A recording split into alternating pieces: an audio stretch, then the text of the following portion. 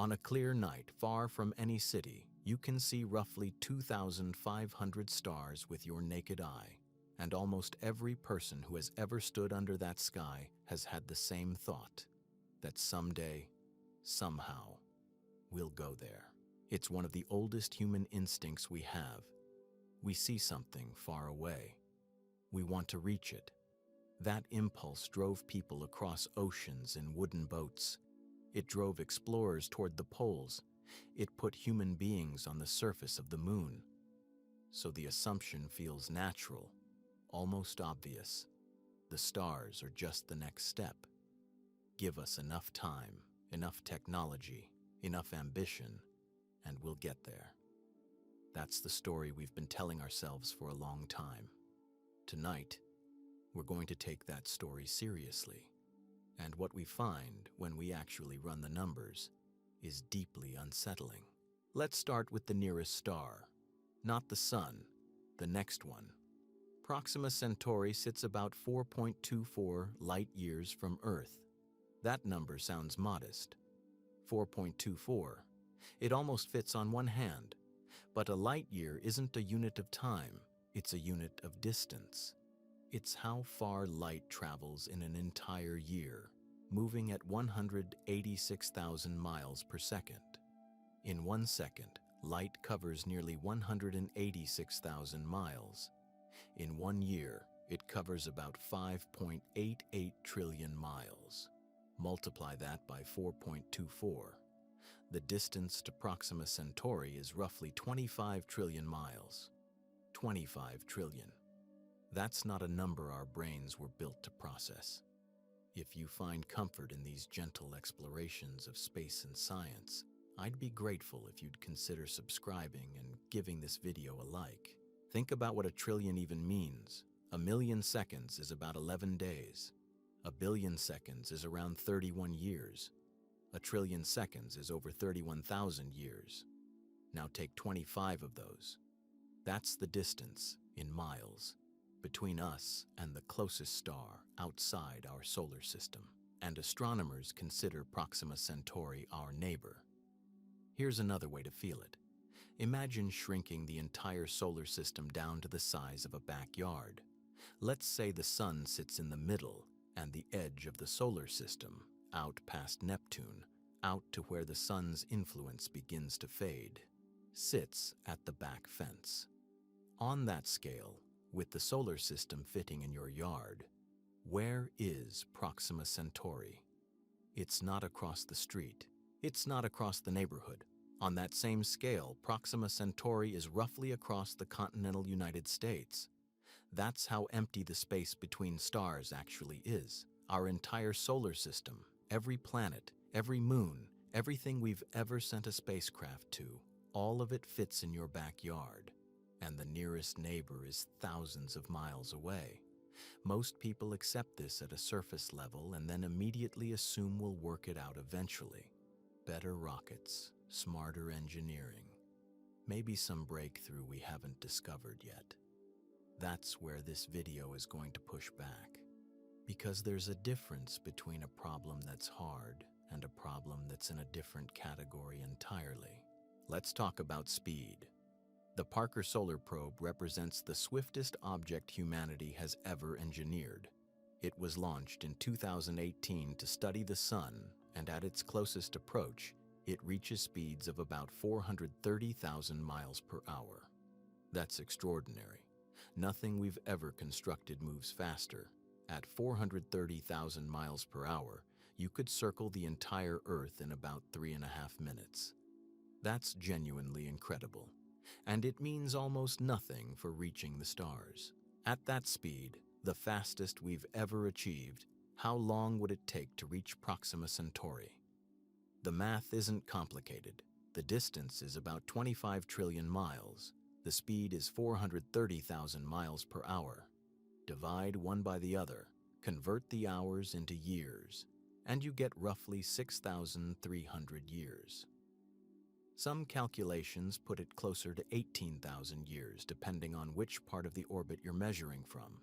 But even the most optimistic version is thousands of years. Let that land for a moment. The fastest thing humanity has ever engineered, traveling continuously without stopping or slowing, would take somewhere between 6,000 and 18,000 years to reach the nearest star. When the faster end of that estimate began, humans were just developing early writing. The slower end takes us back to before agriculture existed, before any recorded civilization, before anything we would recognize as organized human society. This is not a near miss. This isn't a situation where we need engines 10 times faster or 100 times faster, and then we've got it solved. To cross that distance in a human lifetime, say 80 years, you'd need to travel at roughly 5% of the speed of light. That's about 33 million miles per hour. We currently top out at 430,000. We'd need to go roughly 75 times faster than the fastest thing humanity has ever engineered. And that's just to reach the nearest star in one lifetime. Not comfortably, not with time to slow down. Just to get there before you die. And here's what most people don't realize. Even if we somehow achieved that speed, even if we built something 75 times faster than the Parker Solar Probe, which represents a technological leap so extreme it's difficult to frame, we'd arrive at Proxima Centauri and find a red dwarf star, a small, dim star that almost certainly can't support life as we understand it.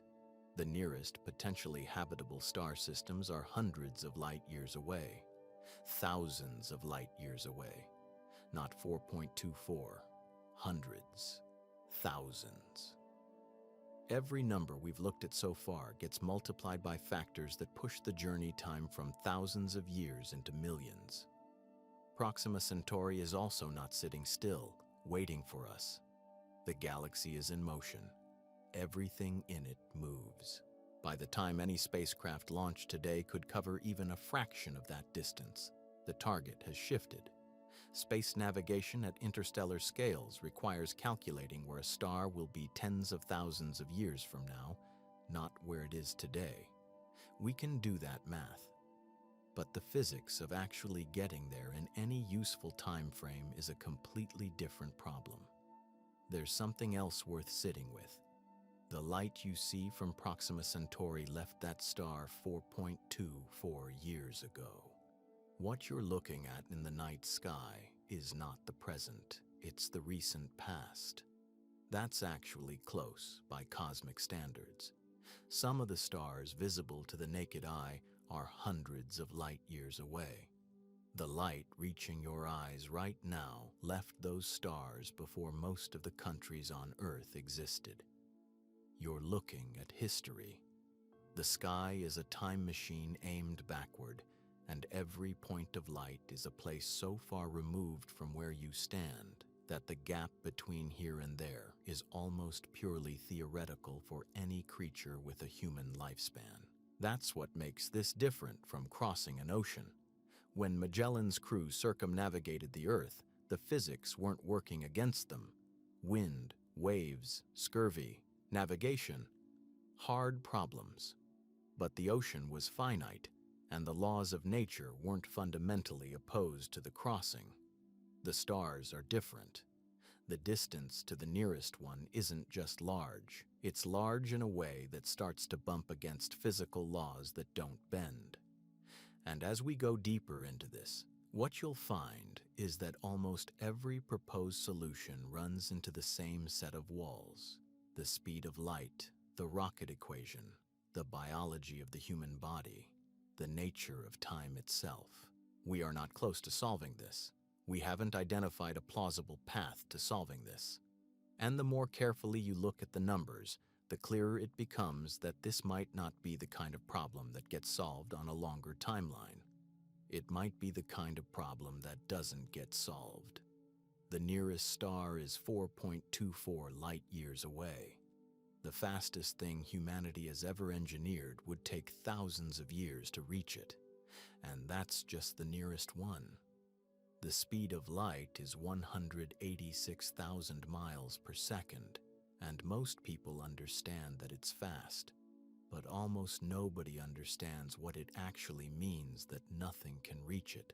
Most people treat the speed of light like a speed limit sign on a highway, a rule, a restriction, something imposed from the outside that a clever enough engineer might eventually find a way around. But that's not what it is. The speed of light isn't a rule somebody wrote down. It's a structural feature of reality itself. It's baked into the geometry of space and time at a level so fundamental that asking how we get around it is a little like asking how we build a triangle with 4 sides. The question doesn't have an answer. It doesn't even quite make sense. This fundamental constraint shaped the entire cosmos. Every particle, every atom, every star exists within this boundary. Galaxies formed within it. Life emerged within it. The laws of physics themselves were born from it. When we look out at the universe and see distances measured in millions and billions of light years, we're seeing the inevitable result of this speed ceiling. Space is vast precisely because light speed is finite. If light could travel infinitely fast, the universe would look entirely different. Causality would break down. The future would reach backward into the past. To understand why, you have to understand what happens to an object as it accelerates. When something moves faster, it gains energy. That much is obvious. But Einstein's theory of special relativity tells us something far stranger. As an object moves faster, it also gains mass. Not just energy, actual mass. The faster you go, the heavier you get. And the heavier you get, the more energy you need to accelerate any further. So you pour in more energy, the object gets heavier again, which means you need even more energy to push it faster, which makes it heavier still. This cycle doesn't plateau. It doesn't level off at some manageable number. It keeps escalating, and the closer you get to the speed of light, the more violently it escalates. At the speed of light itself, the math says your mass becomes infinite, and to push an infinite mass, you need infinite energy. There is no reactor, no power source, no technology imaginable that produces infinite energy. So you can't get there. Not because the engines aren't good enough, because the universe has been structured in a way that makes it impossible for matter to reach that speed. Full stop. This is what E equals mc squared is actually telling us. Everyone's seen that equation. Most people know it has something to do with atomic bombs. But what it's really describing is the relationship between mass and energy. That little c in the equation is the speed of light. And because the speed of light is such an enormous number, even a tiny amount of mass contains a staggering amount of energy. A single gram of matter, fully converted, releases roughly the same energy as 20,000 tons of TNT. That's how much energy is locked inside mass. Now flip the equation around. If you want to give an object more energy by accelerating it, that energy has to go somewhere, and it goes into increasing the object's mass. The faster you push something, the more its mass grows, which means more energy goes into that mass rather than into velocity. As you approach light speed, nearly all of your added energy is going into mass rather than speed. You're shoveling energy into a furnace that's mostly making the furnace heavier. You never get there.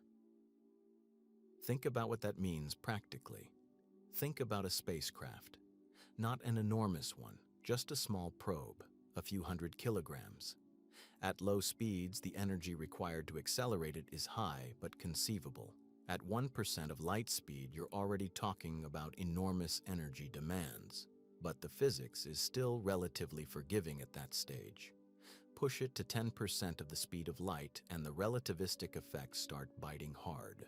The energy required to reach 10% of light speed for even a modest spacecraft is roughly equivalent to thousands of nuclear warheads detonated simultaneously.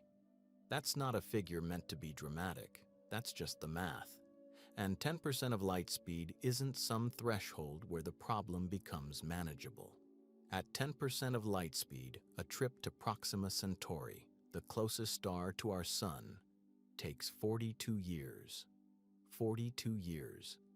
The people who launched the mission would be retired or dead before it arrived. And that's at a speed that requires energy output equivalent to the entire nuclear arsenal of every nation on Earth firing at once. The aspect that frequently goes overlooked is this. The energy requirements don't scale linearly as you push toward higher fractions of light speed. They explode.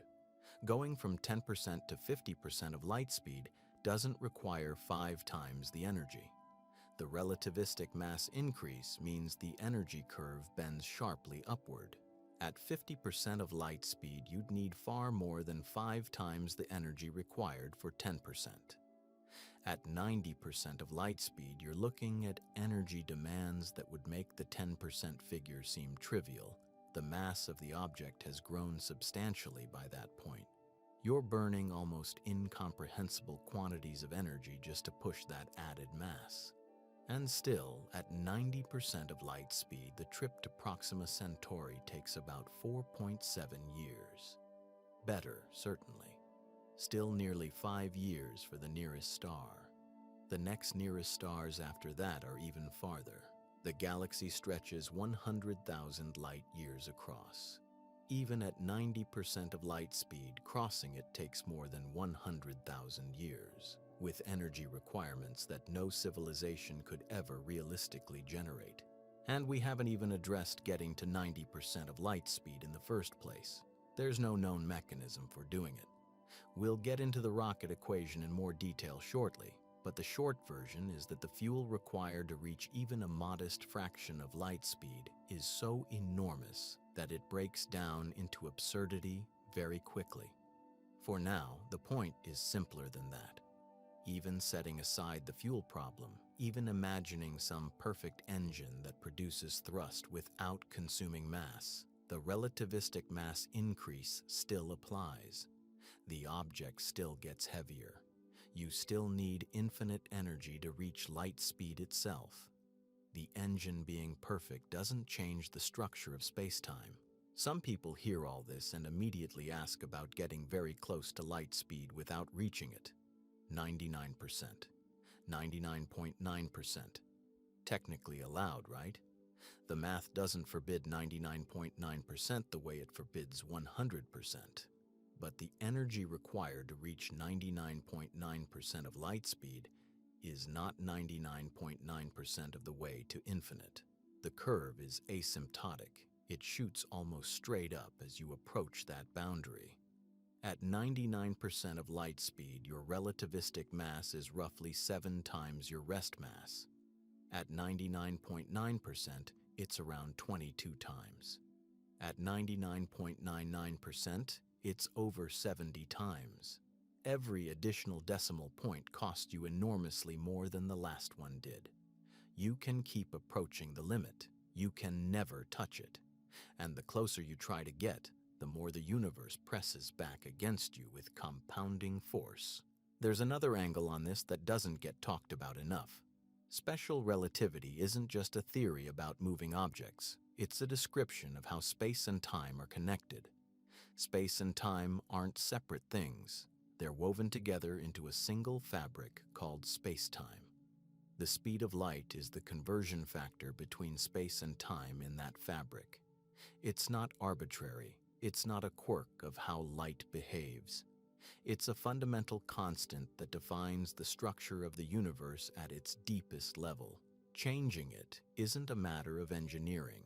It would require a different universe, a universe with different laws, a different geometry, a different relationship between cause and effect. The speed limit isn't a feature of our technology. It's a feature of existence. That's the part that's hard to sit with. We can imagine faster rockets. We can imagine better fuel sources. We can imagine materials that don't break down, computers that don't fail, crews that stay healthy. All of those are engineering problems, and engineering problems can theoretically be solved on a long enough timeline. But the speed of light isn't an engineering problem. No amount of cleverness addresses it. No material, no fuel source, no engine design. No level of technological sophistication changes what Einstein's equations describe. Matter cannot reach light speed. The energy requirement is infinite. Infinite is not a very large number. It's a category, a wall. Not the far end of a long road, but the end of the road's existence. At 10% of light speed, with energy demands almost beyond imagination, Proxima Centauri is a 42-year journey. At speeds we can actually achieve today, it's 18,000 years. The gap between where we are and where we'd need to be is not a gap that technology closes. Physics has drawn a line between us and the stars. The universe doesn't negotiate on this. There's the equation that every rocket engineer knows, and it is, without exaggeration, one of the most brutal constraints in all of physics. It's called the Tsiolkovsky rocket equation, named after a Russian schoolteacher who worked it out in 1903. The math isn't complicated, but what it tells you is devastating. The equation describes the relationship between a rocket's speed, its exhaust velocity, and the ratio of fuel mass to final mass. And buried inside that relationship is a problem that gets worse the faster you want to go. Not linearly worse, exponentially worse. The kind of worse that turns a difficult engineering challenge into something that looks, under honest examination, completely impossible. Here's the core of it. Fuel has mass. That seems obvious, but follow it all the way through. To accelerate a spacecraft, you burn fuel. But to carry that fuel into space in the first place, you need more fuel. And to carry that extra fuel, you need even more fuel on top of that. Each layer of fuel you add requires another layer beneath it to carry it. The equation tells you exactly how these numbers stack up, and they stack up fast. To double your final velocity, you don't double your fuel load, you square it. To triple your final velocity, the fuel requirements go up by a factor that most people looking at the number assume is a typo.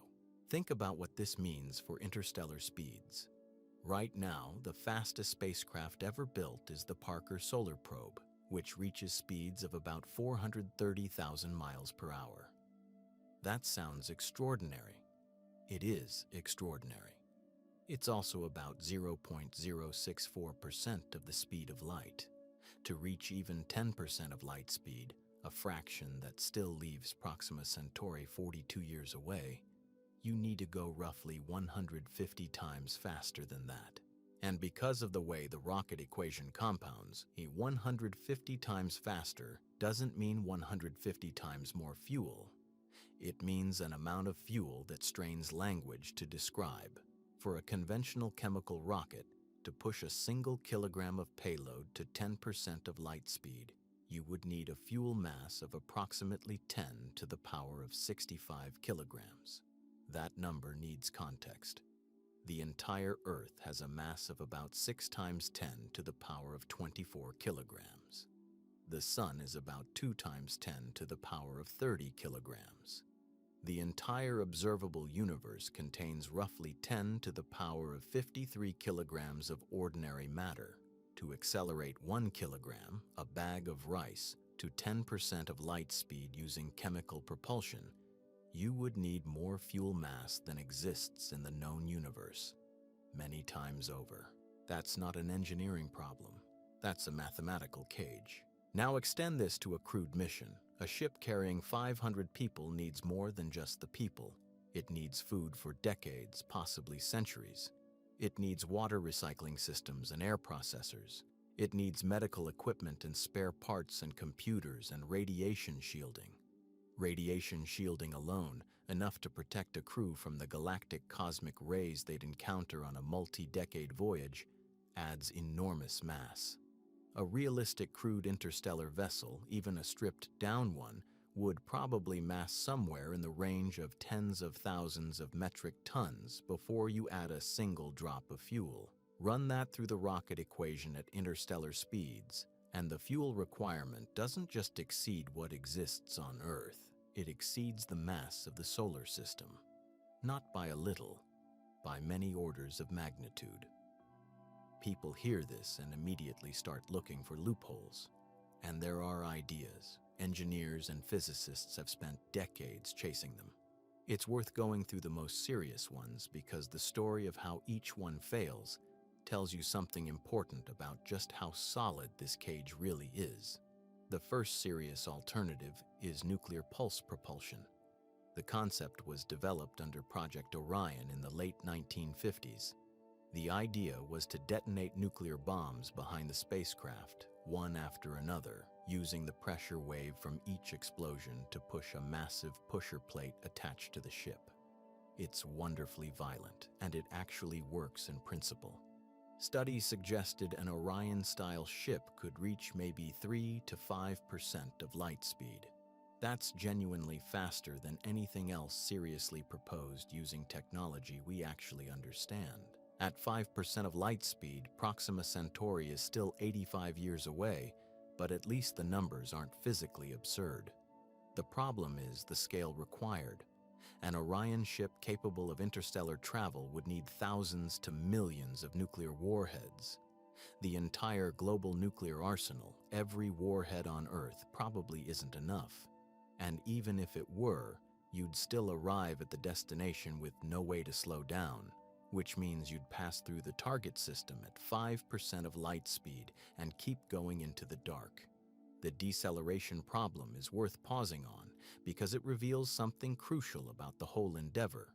Accelerating takes fuel, but stopping takes just as much fuel. This isn't obvious to most people. If you think of coasting through space, friction-free, then yes, you could theoretically accelerate halfway and coast the rest of the way. But you need to decelerate at the destination, or else your ship passes through at cruise velocity and continues onward, useless. So any realistic interstellar mission requires fuel for acceleration, fuel for deceleration, and fuel to carry all that fuel. The Tsiolkovsky equation accounts for this, which is why the numbers get so absurd so quickly.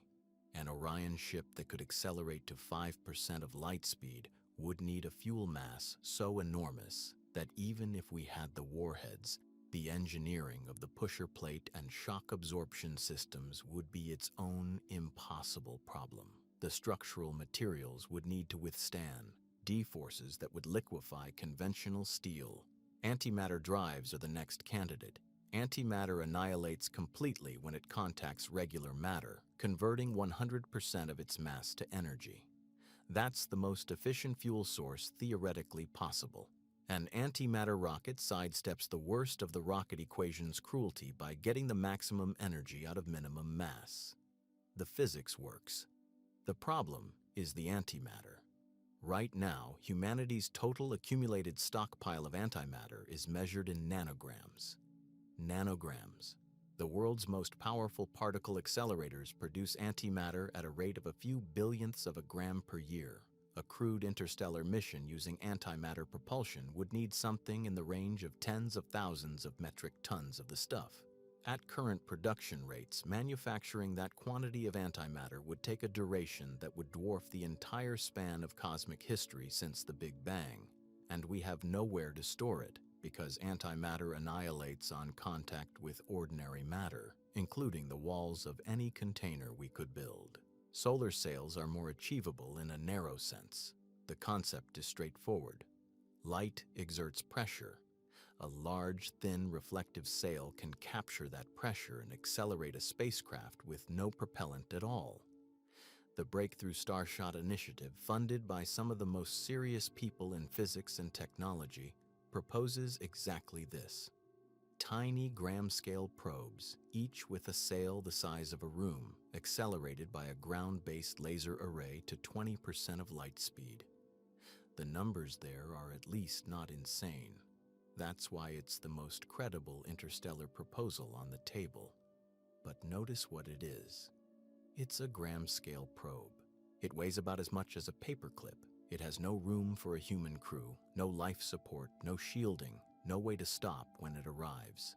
And even at 20% of light speed, it reaches Alpha Centauri in about 20 years, flies through the system in a matter of hours, and keeps going. For an uncrewed, unstoppable probe the size of a postage stamp, the solar sail approach is remarkable. For a crewed mission, it tells you nothing useful at all. The laser array needed to push even a small crewed vessel at a meaningful fraction of light speed would need to output more power than human civilization currently produces in a year. There's a pattern here. Every alternative runs into the same fundamental structure of the problem.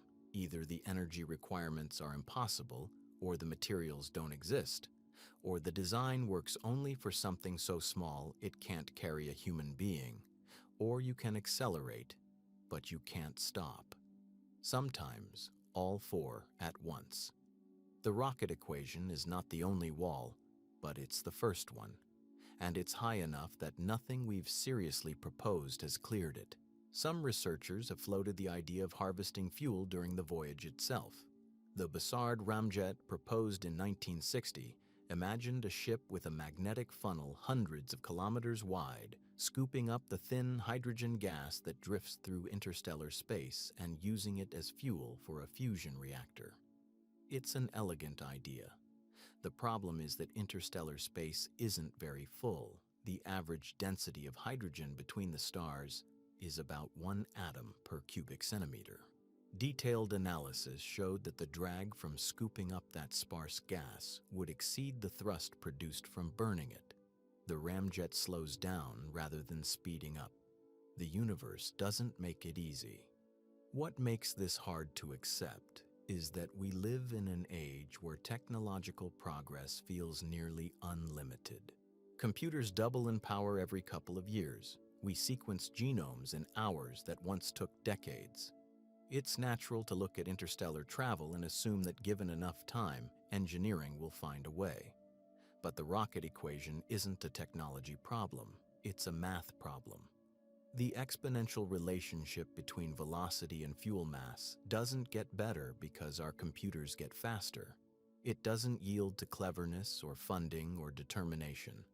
It's a constraint built into the structure of momentum and energy themselves, and it applies equally to every civilization in the universe that tries to cross interstellar distances with physical propulsion. Every road out of the solar system eventually runs into the same wall. Let's say we solve the fuel problem. Let's say some future version of humanity cracks the rocket equation, builds an engine that works, and gets a ship moving toward Proxima Centauri. Time is still waiting for them. And time, it turns out, is in some ways worse than fuel. It doesn't care how clever your engineering is. It doesn't respond to bigger budgets or better materials.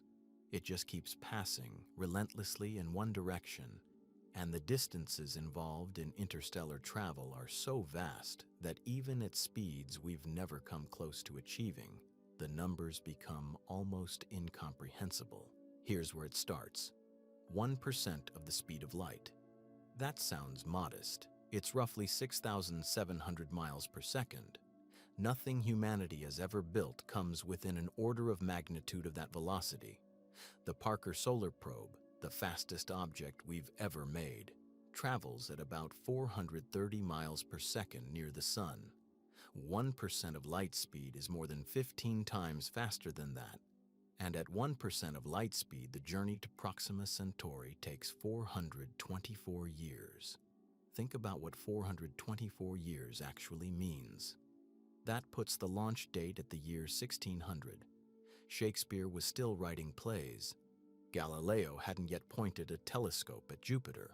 The microscope hadn't been invented. No one on Earth had any concept of what a germ was, or an atom, or an electric current.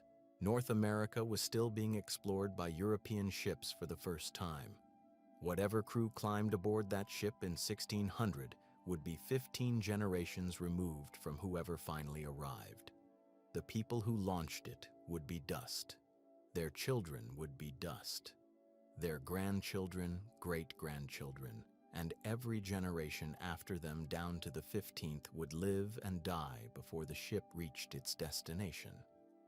And this is at 1% of light speed, which is itself an utterly impossible velocity by any standard we currently possess. The raw duration alone makes the journey functionally impossible for any single human life. A person born at launch dies aboard the ship long before it arrives. Their children die.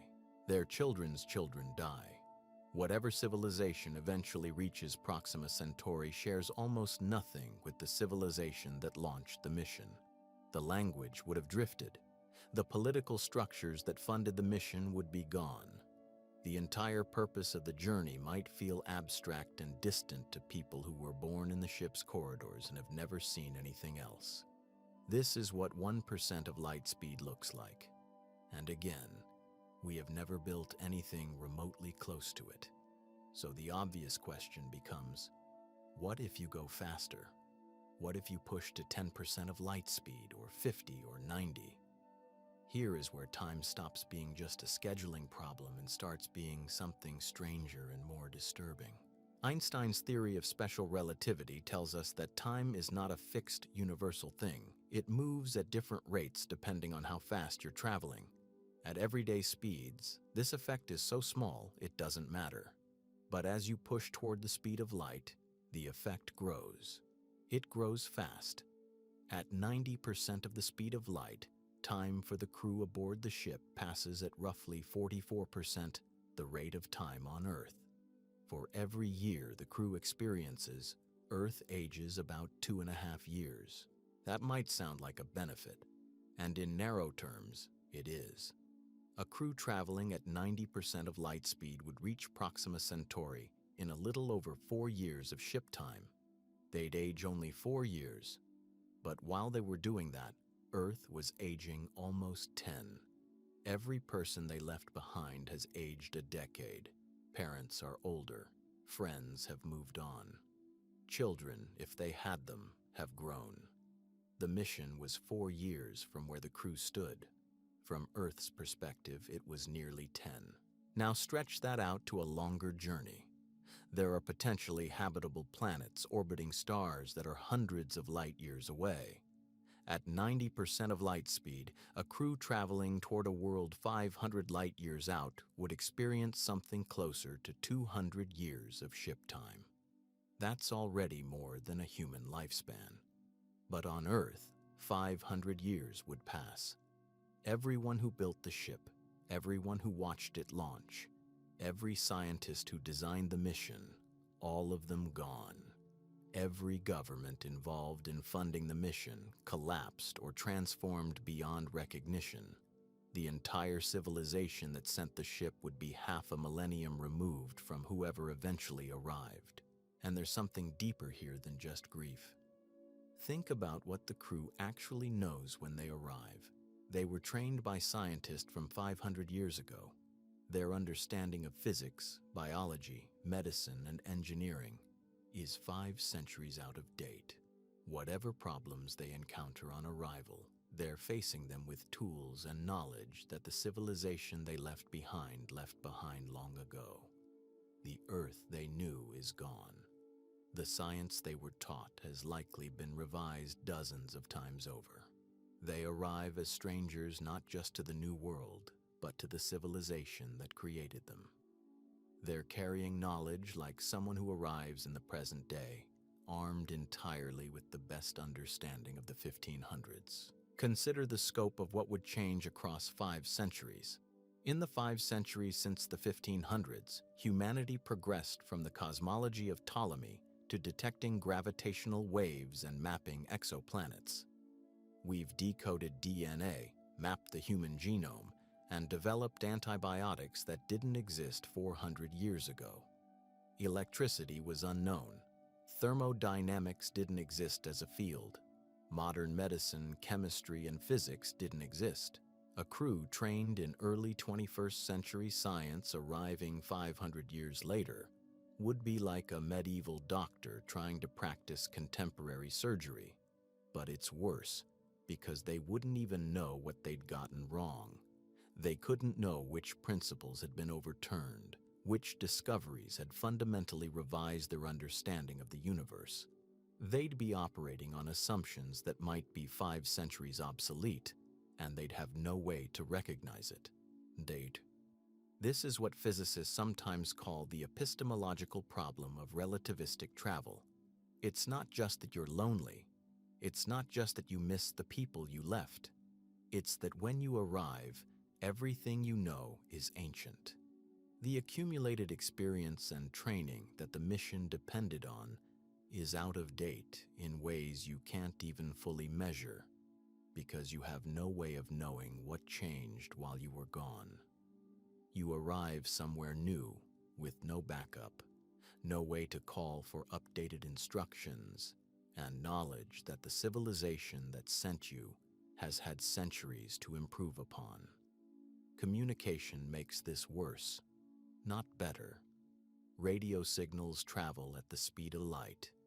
If you're 500 light years from Earth, any message you send takes 500 years to arrive.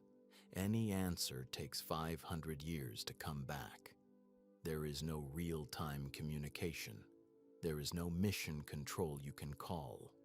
Whatever decisions get made at the destination get made by people who are completely on their own, working with information that is centuries old, trying to solve problems that no one who is currently alive on Earth has any knowledge of. And consider what happens if something goes wrong mid-journey. At 90% of light speed, a malfunction that the crew can't solve internally is a death sentence. There's no rescue. There's no one close enough to help. Any distress signal sent back to Earth would arrive decades or centuries after the problem occurred. By the time Earth even knew something was wrong, the ship would long since have resolved the crisis one way or another, most likely another. None of the proposed solutions to the time problem actually solve it. They redistribute it. You can slow down the crew's experience of time, but you can't slow down time on Earth. You can put the crew in hibernation, but Earth still ages while they sleep.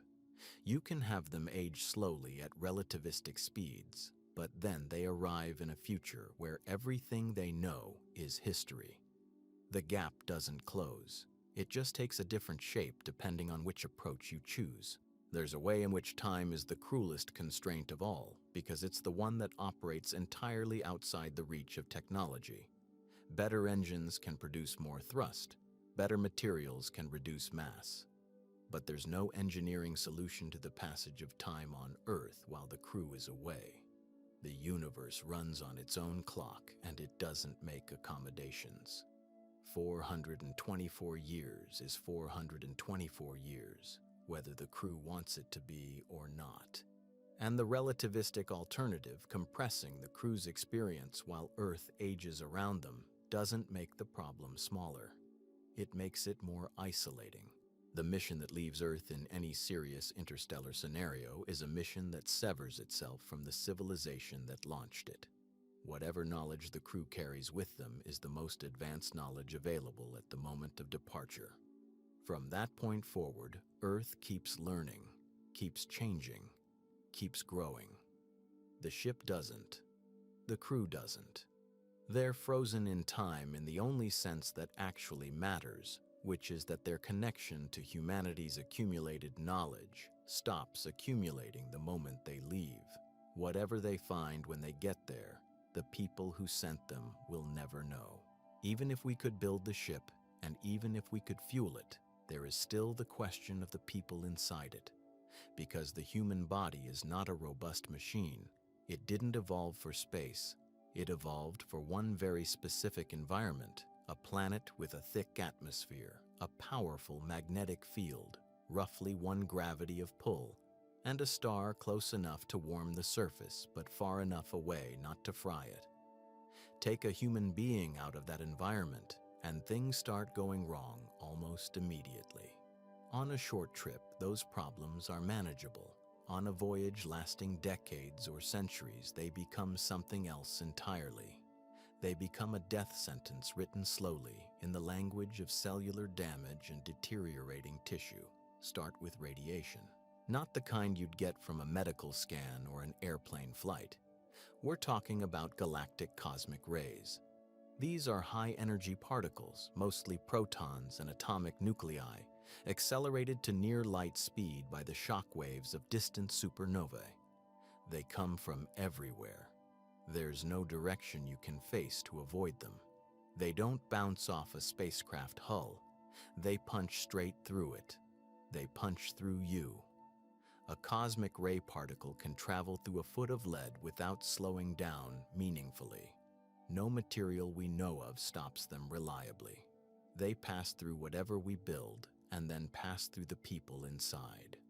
On the International Space Station, astronauts receive roughly 10 times the radiation dose of someone on the ground.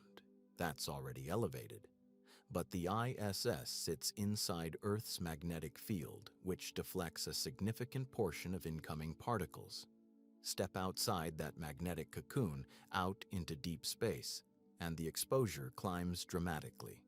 NASA's own estimates suggest that a Mars mission lasting roughly 2.5 years would expose a crew to radiation levels approaching the upper limits of what's considered acceptable for a lifetime. And Mars is next door. Proxima Centauri is 4.24 light-years away. The math doesn't work. Here's what makes this particularly brutal. The obvious solution is shielding. Wrap the spacecraft in dense material. But shielding only works up to a point. For lower energy particles, it helps. For galactic cosmic rays, thick shielding actually makes things worse in some configurations because when a high-energy particle hits dense material, it can produce a shower of secondary particles that spreads the damage across a wider area. And even setting that aside, more shielding means more mass. More mass means more fuel. More fuel means more mass. You've heard this before. The rocket equation punishes every solution the same way.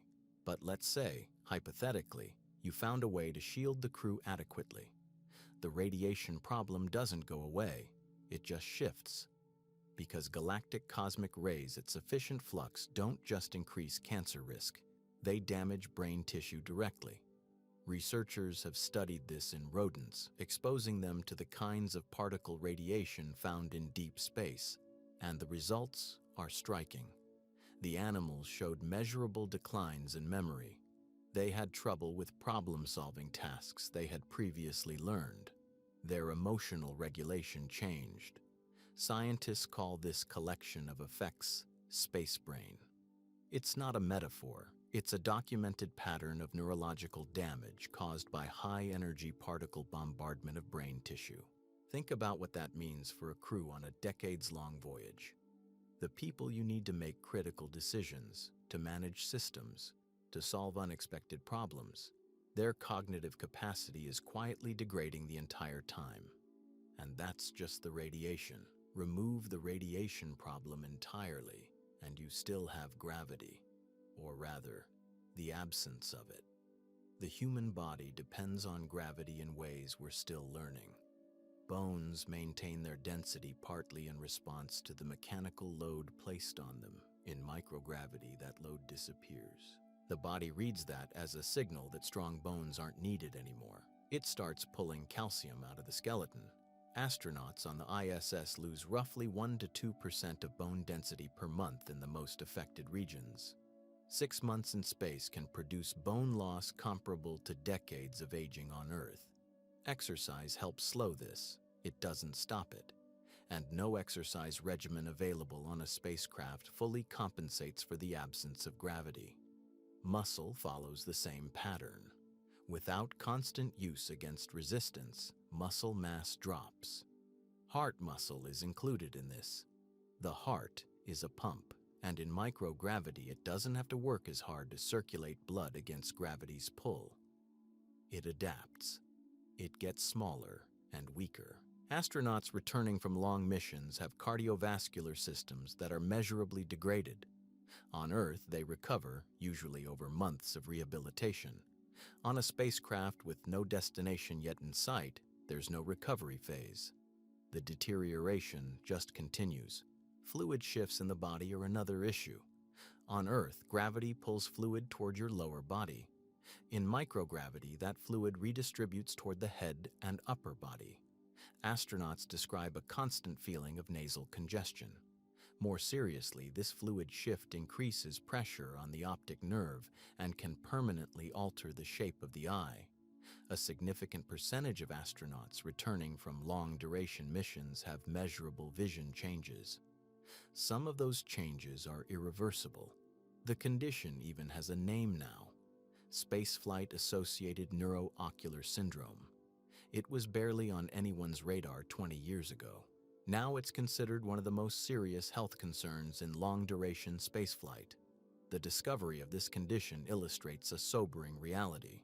We are still in the early stages of fully understanding how the human body adapts to and deteriorates in the space environment. With only a handful of individuals having experienced extended missions beyond Earth's magnetic protection, entire categories of physiological responses may remain undiscovered. We learn about these hazards reactively, only after they manifest in astronauts who have already endured them, rather than being able to predict them through theoretical models alone.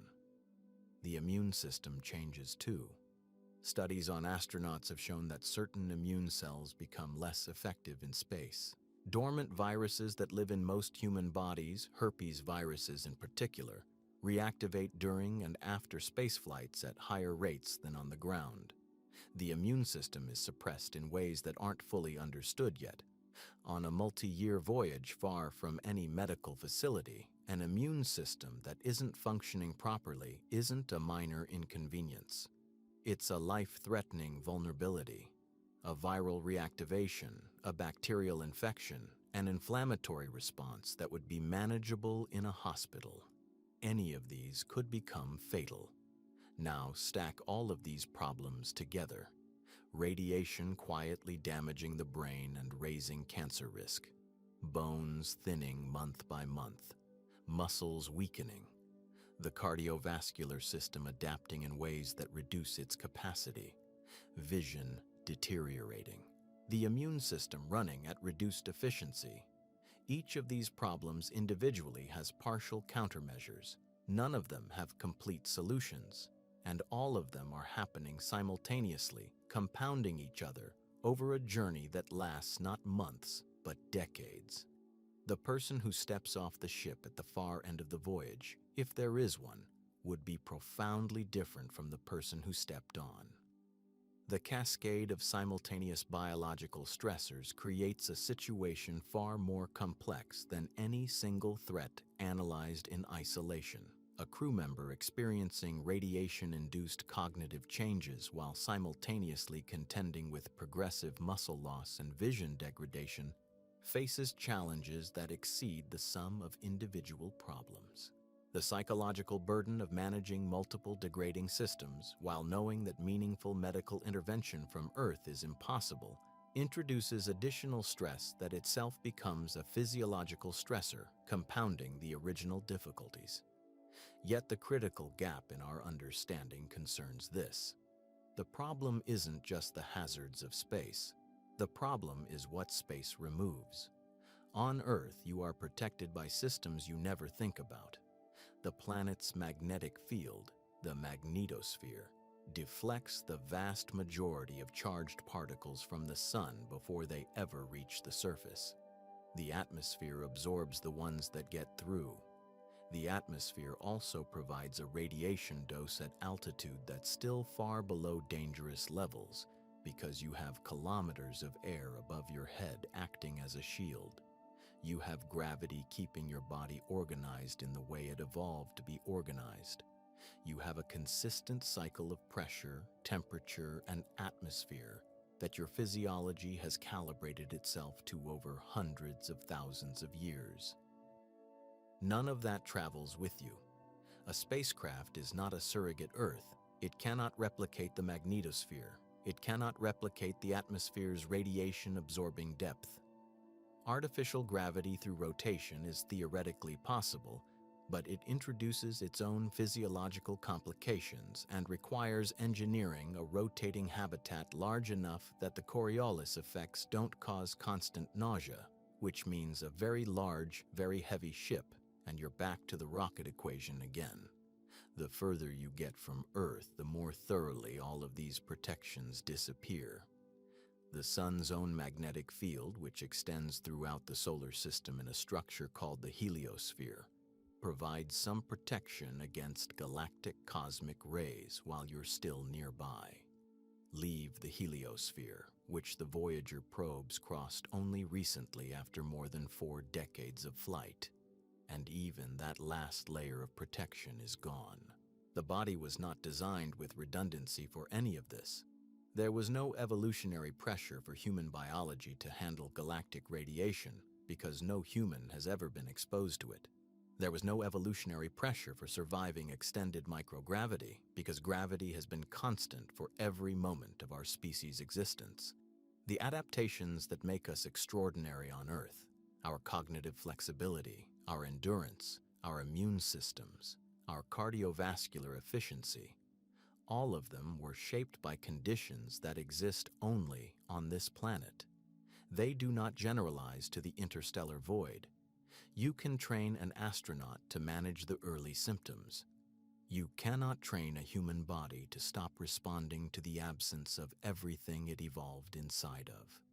We are, in a very literal sense, creatures of this particular planet, and the universe beyond it does not care about that.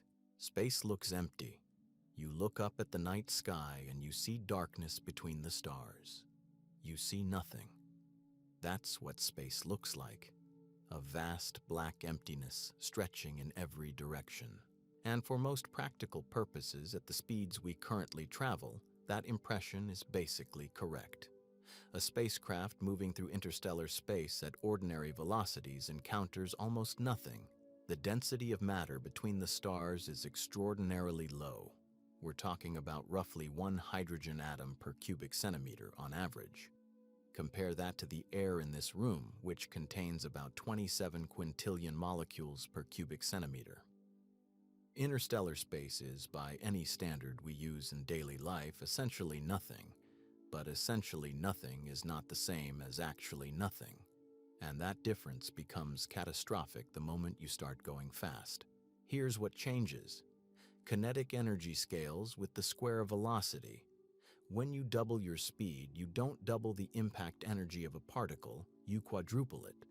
When you multiply your speed by 10, the impact energy goes up by a factor of 100. So as a spacecraft accelerates toward the kinds of velocities we've been discussing in earlier sections, every single particle in its path becomes dramatically more dangerous.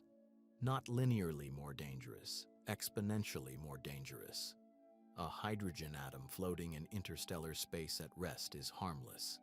That same atom, encountered by a spacecraft moving at 10% of the speed of light, hits the hull like a tiny bullet. Now multiply that by every atom the ship passes through over decades of travel. The numbers stop being theoretical very quickly. Think about something smaller than you can see. A grain of dust. The kind of particle that floats in a sunbeam and seems completely weightless. At 10% of light speed, that grain of dust carries the kinetic energy of a small explosive device. A particle the size of the period at the end of this sentence, striking a spacecraft hull at relativistic speeds, hits with the force of a hand grenade.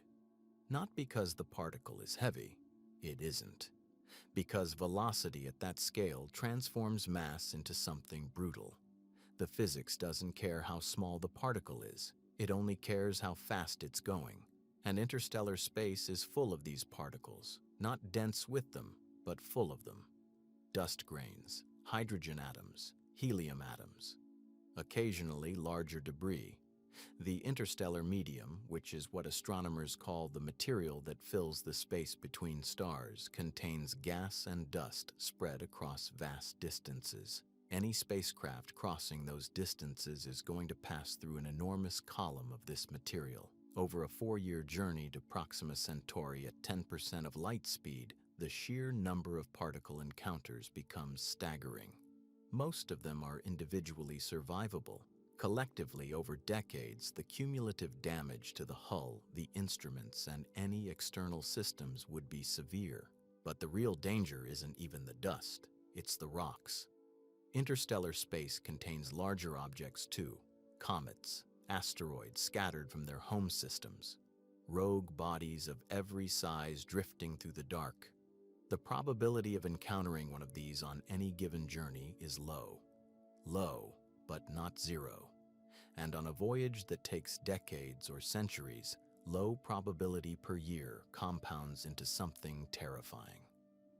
If there's a 1 in 1,000 chance of a catastrophic impact in any given year, and your journey takes 300 years, the math becomes unacceptable. You are not going to make it through untouched. So what do you do about it? Engineers and theorists have proposed several approaches, and it's worth taking each one seriously. The first is a physical shield. Arthur C. Clarke imagined it as a massive block of ice mounted at the front of the spacecraft, dense enough to absorb impacts, cheap enough to be practically achievable, self-replacing as the surface erodes. The idea has genuine appeal. Ice is abundant in the outer solar system. It absorbs energy reasonably well. A thick enough block could handle particle-scale impacts. But the problems stack up quickly. The shield would need to be enormous to provide meaningful protection over a multi-decade voyage. That means mass, and mass is the enemy of every interstellar propulsion concept we've discussed. More mass requires more fuel, which requires more fuel to carry that fuel, which loops straight back into the rocket equation problem from a few sections ago. And even a substantial ice shield does nothing about a boulder-sized object on an intercept course. You can't absorb that. You have to avoid it, which means you need sensors looking far enough ahead to detect threats with enough time to maneuver. At 10% of light speed, a rock appearing on your sensors has very little time before it's on top of you.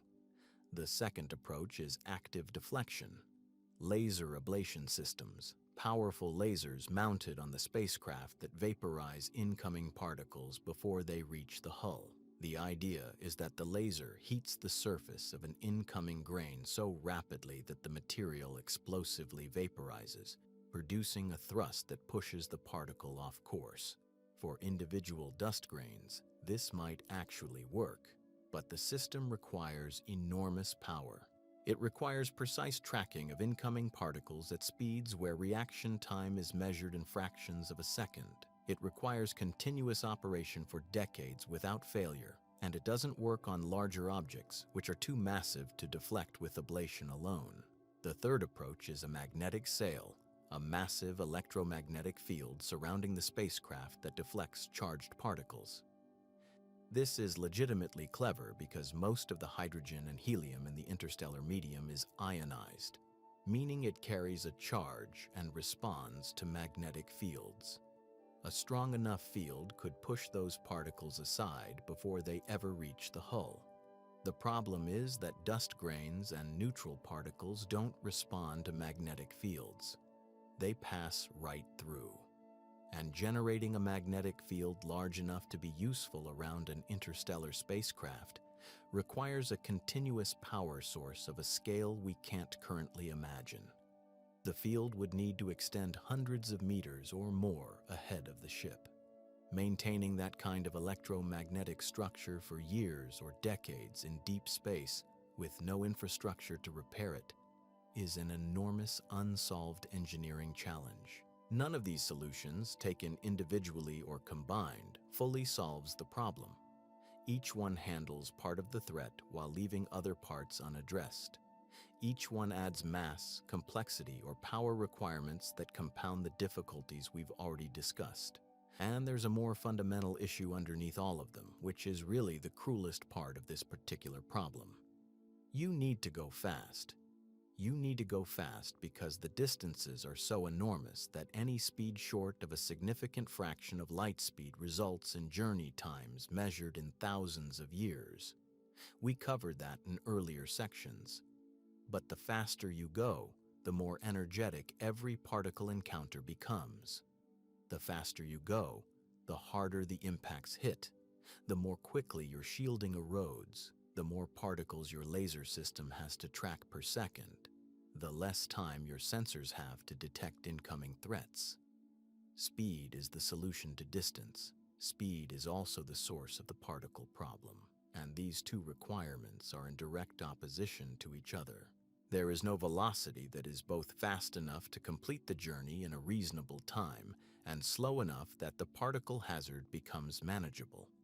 The comfortable middle ground doesn't exist. At the speeds required to reach even the nearest star within a human lifetime, interstellar space stops being empty and starts being a continuous, decades-long particle bombardment that no engineering we currently possess can fully protect against. Think about what it means to run into a single grain of sand at 10% of light speed. That's one particle, one moment, one small explosion against the hull. Now think about years of that. Thousands of encounters per day, every day for decades, with no ability to stop and repair, no ability to turn back once you're committed, and no one coming to help you if something goes wrong. The void looks peaceful from here. At the speeds required to cross it, it isn't. The faster you go, the more the universe tries to kill you. One of the most popular proposed solutions to the interstellar travel problem is also, when you examine it carefully, one of the most troubling. The idea is straightforward enough. If a single human lifetime isn't long enough to complete the journey, you don't send one generation, you send many. You build a ship large enough to sustain a population, launch it toward a distant star, and let the voyage unfold across centuries. The people who arrive at the destination will be the great-great-great-grandchildren of the people who left. Nobody lives to see both endpoints. But the mission succeeds. On the surface, this sounds like a reasonable workaround. It sidesteps the hibernation problem. It sidesteps the lifespan problem. It even sounds almost noble. One generation sacrificing its world so that a future generation might find another. People find this idea genuinely appealing. You can see why. But then you start running the actual numbers. The first problem is biological, and it's more serious than most people realize. You cannot send a handful of people on a multi-thousand-year voyage and expect a healthy population to arrive at the other end. Genetics doesn't work that way. Small, isolated populations accumulate what biologists call inbreeding depression, a gradual erosion of genetic fitness that happens when a limited gene pool keeps folding back on itself across generations. Rare recessive disorders become common. Immune system diversity collapses. Fertility rates fall. The population becomes increasingly fragile precisely when it can least afford to be. To avoid this, geneticists estimate you need a founding population of somewhere between several hundred and several thousand individuals. Some estimates push the minimum even higher, depending on assumptions about mortality rates and reproductive patterns over a voyage lasting thousands of years. Think about what that means for the ship itself. You're not talking about a crew. You're talking about a small city. You need living quarters for thousands of people. You need hospitals. You need schools. You need food production systems capable of feeding that population indefinitely. You need water recycling, air recycling, waste processing, and power generation. All of it running without failure for a time span longer than recorded human history. That is not a spacecraft. That is a world. And here's the problem with building a world. We have never successfully built one, not even a small one. In 1991, a project called Biosphere 2 attempted to create a closed ecological system in the Arizona desert. It was a controlled environment housing 8 researchers and a carefully designed ecosystem of plants, insects, soil, and water. The goal was to demonstrate that humans could maintain a self-sustaining biosphere independently of Earth. The project lasted less than 2 years before it had to be abandoned. Oxygen levels dropped dangerously. Species died off in unexpected cascades. Ant populations exploded. Morning glory vines overtook other plants. The carefully modeled ecosystem behaved in ways the designers hadn't anticipated, because ecosystems are extraordinarily complex and our ability to model them is limited. Biosphere 2 was on Earth. Researchers could walk outside if something went wrong. Supply runs were possible. The whole thing was a controlled experiment with full scientific support behind it, and it still failed within 2 years. Now imagine doing that in deep space. Imagine doing it for 3,000 years. Every mechanical system eventually breaks down. Every biological system drifts in unpredictable directions. There is no resupply. There is no rescue mission. If the air recycling system develops a fault in year 800, the people on board deal with it or they die, and there is no one coming to help them. Consider the specific technical vulnerabilities. Water recycling systems degrade over time, filters clog and cannot be replaced with new ones manufactured elsewhere. Pumps wear out. Even the most carefully maintained mechanical systems require spare parts that must be fabricated aboard the ship, and manufacturing capability degrades as tools wear and expertise is lost. Food production systems face similar challenges. Hydroponics or aquaculture might theoretically sustain a population, but agricultural systems are vulnerable to disease and unexpected crop failures.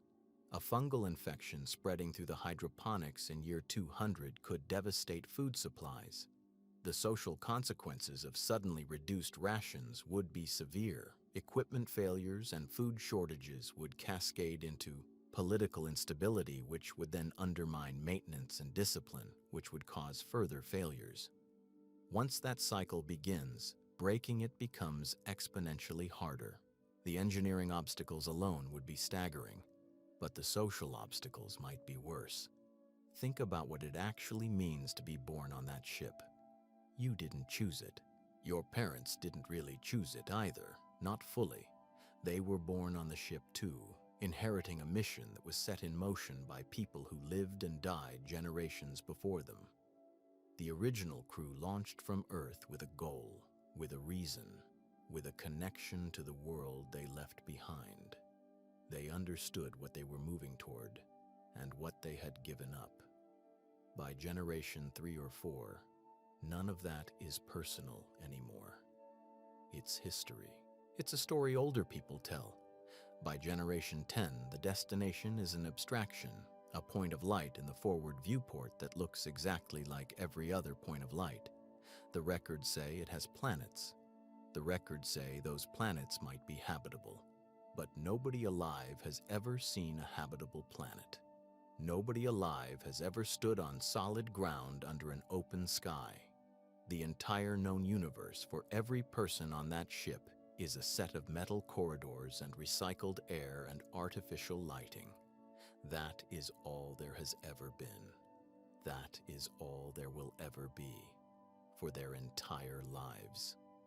What happens to a mission under those conditions? History gives us some clues.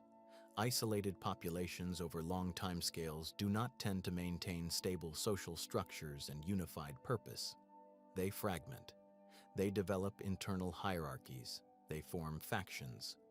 Religious movements emerge, often centered on whatever partial knowledge or misunderstood records survive from the original culture. Power consolidates in the hands of whoever controls critical resources: food, water, medical care. Conflicts erupt. Some are resolved, some aren't. The original mission document, whatever it said, gets reinterpreted, revised, mythologized, or discarded entirely. This isn't speculation. It's a pattern we see repeatedly in isolated human communities on Earth: remote islands, enclosed religious communities, extreme geographic isolation. Social drift happens fast. Within a few generations, the culture that emerges can be nearly unrecognizable compared to the founding population, and those communities had the option of external contact eventually. They weren't sealed inside a metal container hurtling through interstellar space with no exit. There's a philosophical dimension here that goes beyond the practical. A philosopher named Neil Levy raised a question that doesn't get discussed enough in these conversations. Is it ethical to lock people into a mission they never agreed to? The children born on that ship never consented to any of it. They did not choose to leave Earth. They did not choose to spend their lives in a closed environment. They did not choose to dedicate their existence to a destination they will probably never see. They were simply born into it. Every generation after the first faces the same situation. They inherit a purpose that was decided for them before they existed, and they have no way out. On Earth, we recognize that certain constraints on human freedom are unjust, even when the people imposing those constraints have good intentions. A generation ship doesn't just constrain freedom in minor ways, it constrains it absolutely and permanently. There is no leaving, there is no dissenting and going somewhere else. There is no opting out. Whatever social contract exists on that ship, you are subject to it from the moment you're born until the moment you die, and nobody ever asked you. Now add to that the possibility, the genuine, serious possibility, that the mission fails anyway. A voyage of several thousand years requires every critical system to keep functioning across an almost incomprehensible stretch of time. Mechanical systems fail. Computer systems fail.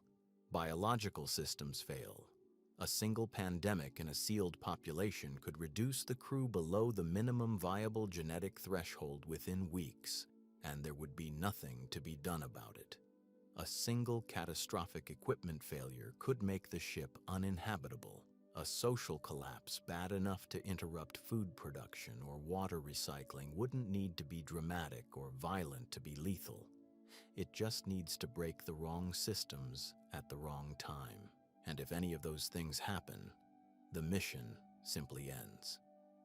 Somewhere in the dark between stars, with no one watching and no one able to help, thousands of people die, and the ship continues on its trajectory, empty, until it eventually passes through some distant star system with nothing aboard to care. That is the realistic failure mode of a generation ship. Not a dramatic explosion, just a quiet cessation, far from anywhere, in a void where no signal ever arrives. There's a temptation to wave this away as pessimism. Humans are resilient, the argument goes. We've survived hard things before. We adapt. We find solutions. Maybe a generation ship crew would develop social structures we haven't imagined, would solve the ecological problems we haven't solved, would maintain cohesion across centuries in ways that no isolated population on Earth ever has. Maybe. But those are enormous maybes. They require not just optimism, but a level of sustained perfection, social, biological, mechanical, ecological, that nothing in human history suggests we're capable of. And the people on board have no margin for error. A society on Earth that fails can rebuild. A generation ship that fails just stops. There is no second attempt. There is no going home. There's just the dark. The distance doesn't get smaller just because you stop thinking about it. It makes sense on the surface. The journey takes 400 years. No human being can survive 400 years awake. But what if you didn't have to be awake? What if you could pause your biology entirely, freeze the crew, slow everything down, and wake them up when the ship finally arrives? No aging, no food consumption, no psychological breakdown from centuries of confinement, no generational conflict. You go to sleep near Earth and you wake up near another star. The crew that launches is the same crew that lands. It's clean, it's elegant, and it's exactly the kind of solution that sounds airtight until you understand what freezing actually does to a human body. Here's the problem. Cells are mostly water. When water freezes, it doesn't just get cold, it expands. It forms crystals. Those crystals have sharp edges, and those edges punch through cell membranes the way a frozen pipe bursts in winter. The pipe doesn't survive because the water inside it followed the laws of physics. Your cells don't survive for the same reason. Every cell in your body, every neuron in your brain, every fiber in your heart contains water. Freeze a person, and you're not preserving them. You're destroying them at the microscopic level, slowly, crystal by crystal, in every tissue at once. Thaw them out afterward and you don't get a person. You get catastrophic cellular damage with no clean way to repair it. Cryobiologists have been working on this problem for decades. Real scientists, serious institutions, significant funding. And they haven't solved it. They've made progress in narrow areas. Sperm, eggs, embryos, small tissue samples can be frozen and successfully thawed. That works because you're dealing with very small volumes where the freezing process can be controlled precisely. Scale that up to a full human body and the problem compounds in every direction. The core cools slower than the surface.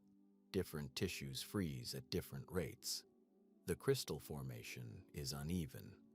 By the time you've frozen the whole person, the damage is already done throughout. The most promising direction in cryobiology right now is something called vitrification. Instead of freezing tissue the way water turns to ice, vitrification uses chemicals called cryoprotectants to turn biological material into something more like glass, a solid state without the crystal structure. The cells don't get shredded. On small samples, this works. Researchers have vitrified rabbit kidneys and successfully transplanted them. That's a genuine achievement. But a kidney is not a human being. A kidney has one tissue type doing one job. A human body has trillions of cells across hundreds of tissue types, all interconnected, all requiring different conditions, all needing to be preserved and revived simultaneously. The jump from a kidney to a whole person isn't a step forward. It's a different problem entirely, and cryoprotectants come with their own complications. At the concentrations needed to prevent ice formation throughout a large biological system, many of them are toxic. You're essentially flooding the body with chemicals that prevent freezing but damage tissue in a different way.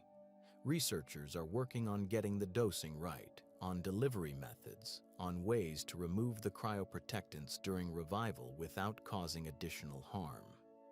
It's genuinely difficult work. Progress is real. But no one working in this field today will tell you that whole-body human preservation and revival is close. It isn't. We can't even do it with large mammals yet. The gap between current capability and what interstellar travel would require is enormous. NASA has looked at a more modest version of this idea called torpor.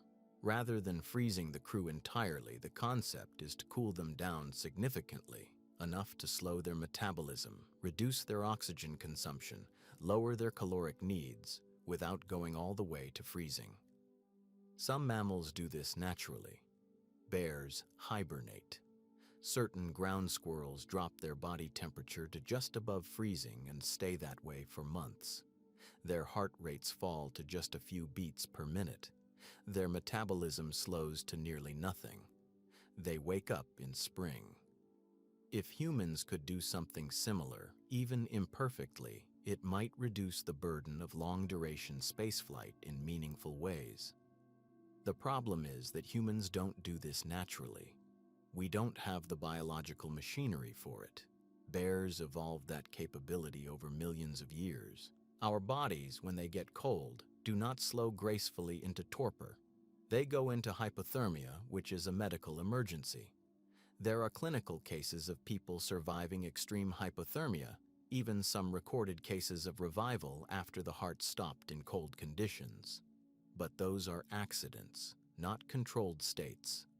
Induced torpor in humans has been tested in surgical settings for very short durations, minutes, sometimes hours. There's no demonstrated path to keeping a human in a torpor state for weeks, let alone years or centuries. Think about what you'd actually need. A voyage to Proxima Centauri at even a generous fraction of light speed still takes decades. You'd need to maintain a torpor state for the entire duration, continuously monitoring every crew member, keeping their metabolism stable, preventing muscle loss, preventing organ failure, keeping the life support systems running perfectly with no intervention from anyone who's awake. One system malfunction could kill everyone before they ever had a chance to notice something was wrong, and there'd be no one awake to fix it.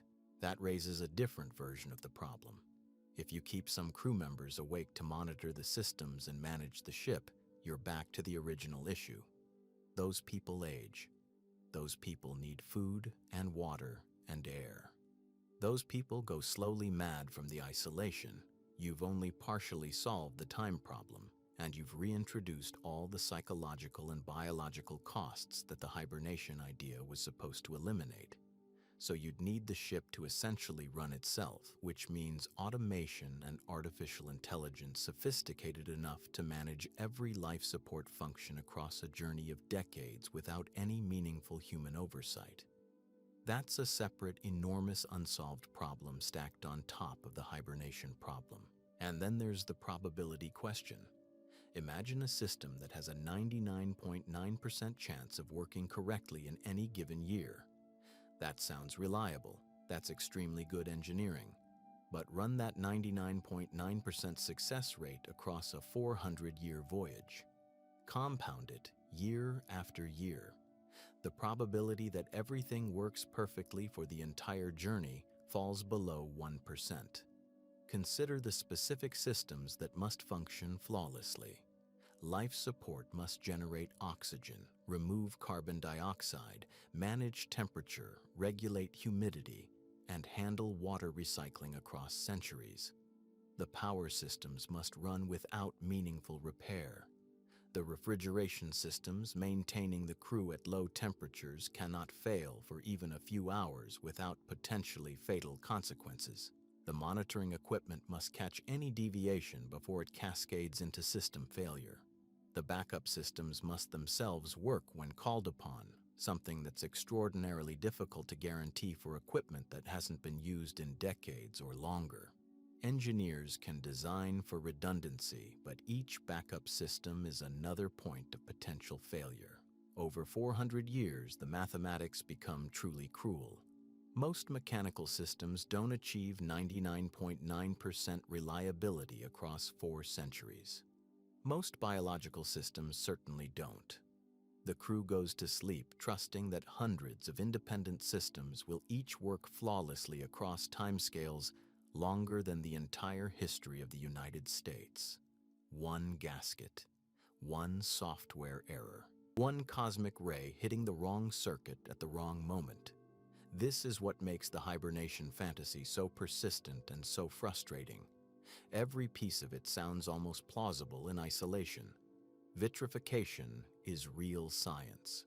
Cryoprotectants exist. Torpor states have been observed.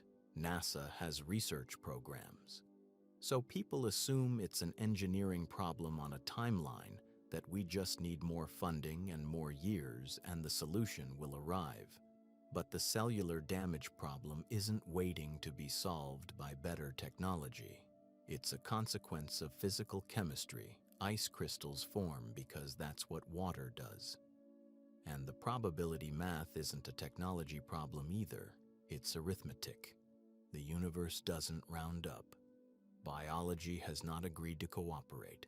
When people hear that conventional propulsion can never get us to the stars, the conversation almost immediately shifts to warp drives. It happens every time. The rockets don't work, the fuel math is impossible, the biology is catastrophic. And then someone says, but what about warp drives? What about wormholes? And it's a fair question. These aren't just science fiction inventions. They come from real physics. They come from the same equations that gave us GPS satellites and nuclear reactors and the prediction of black holes. So they deserve a serious answer. The serious answer is that they don't work. Not because physicists haven't tried hard enough, and not because we lack the engineering capability yet. They don't work because of what they require to function, and what they require doesn't exist in any usable form anywhere in the universe. Let's start with the warp drive.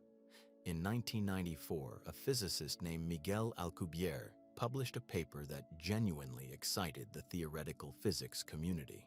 His idea was elegant. Instead of accelerating a spacecraft through space, which runs into all the relativistic problems we've already covered. What if you warped the space around the ship? Contract space in front of the vessel, expand space behind it.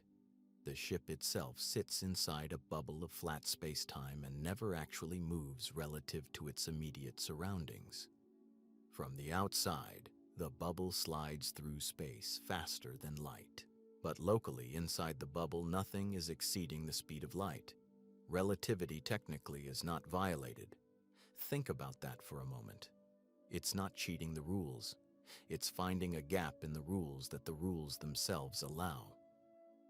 Alcubierre showed mathematically that this configuration is consistent with Einstein's field equations.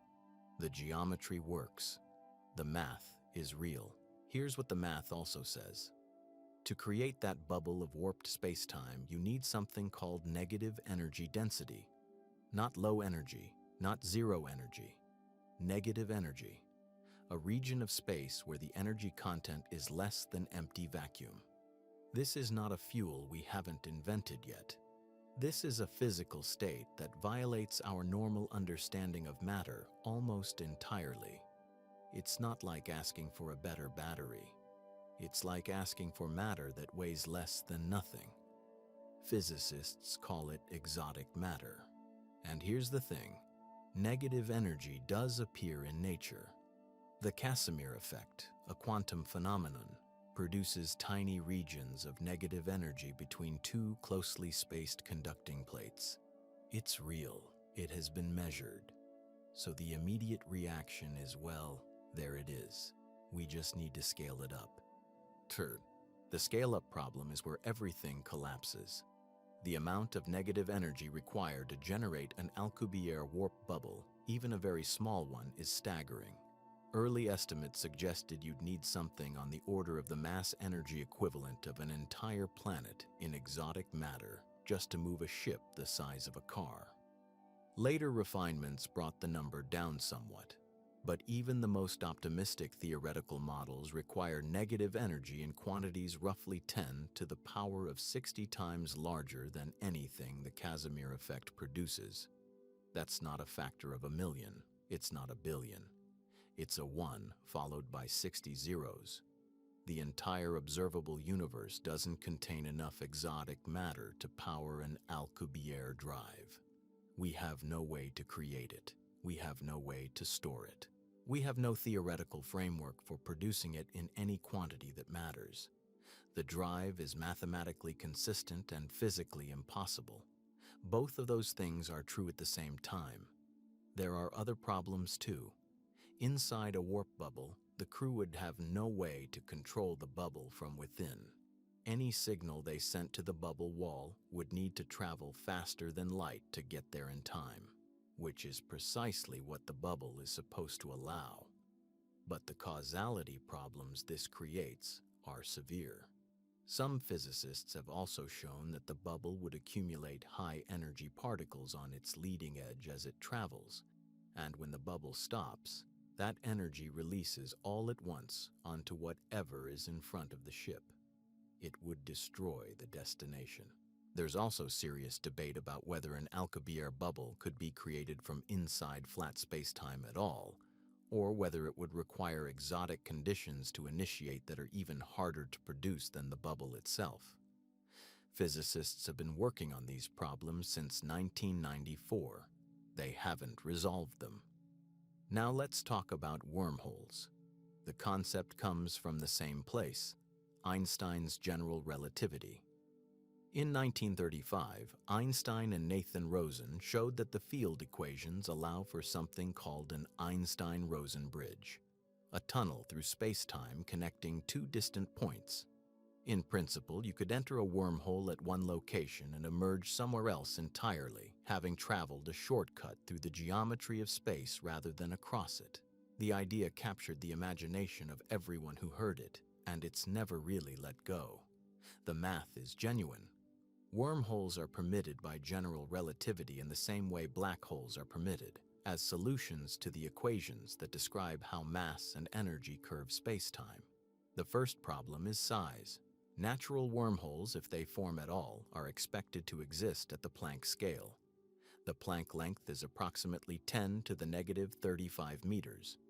To put that in some kind of perspective, a proton is about 10 to the negative 15 meters across. The Planck scale is 20 orders of magnitude smaller than that. You could fit more Planck scale wormholes inside a single proton than there are atoms in the observable universe. Expanding one of these structures to a scale where a human or even a molecule could pass through it would require energy comparable to the output of entire stars, sustained for some period of time that no one has calculated because the calculation produces numbers that stop being meaningful. We have never observed a wormhole of any size. We have never detected one.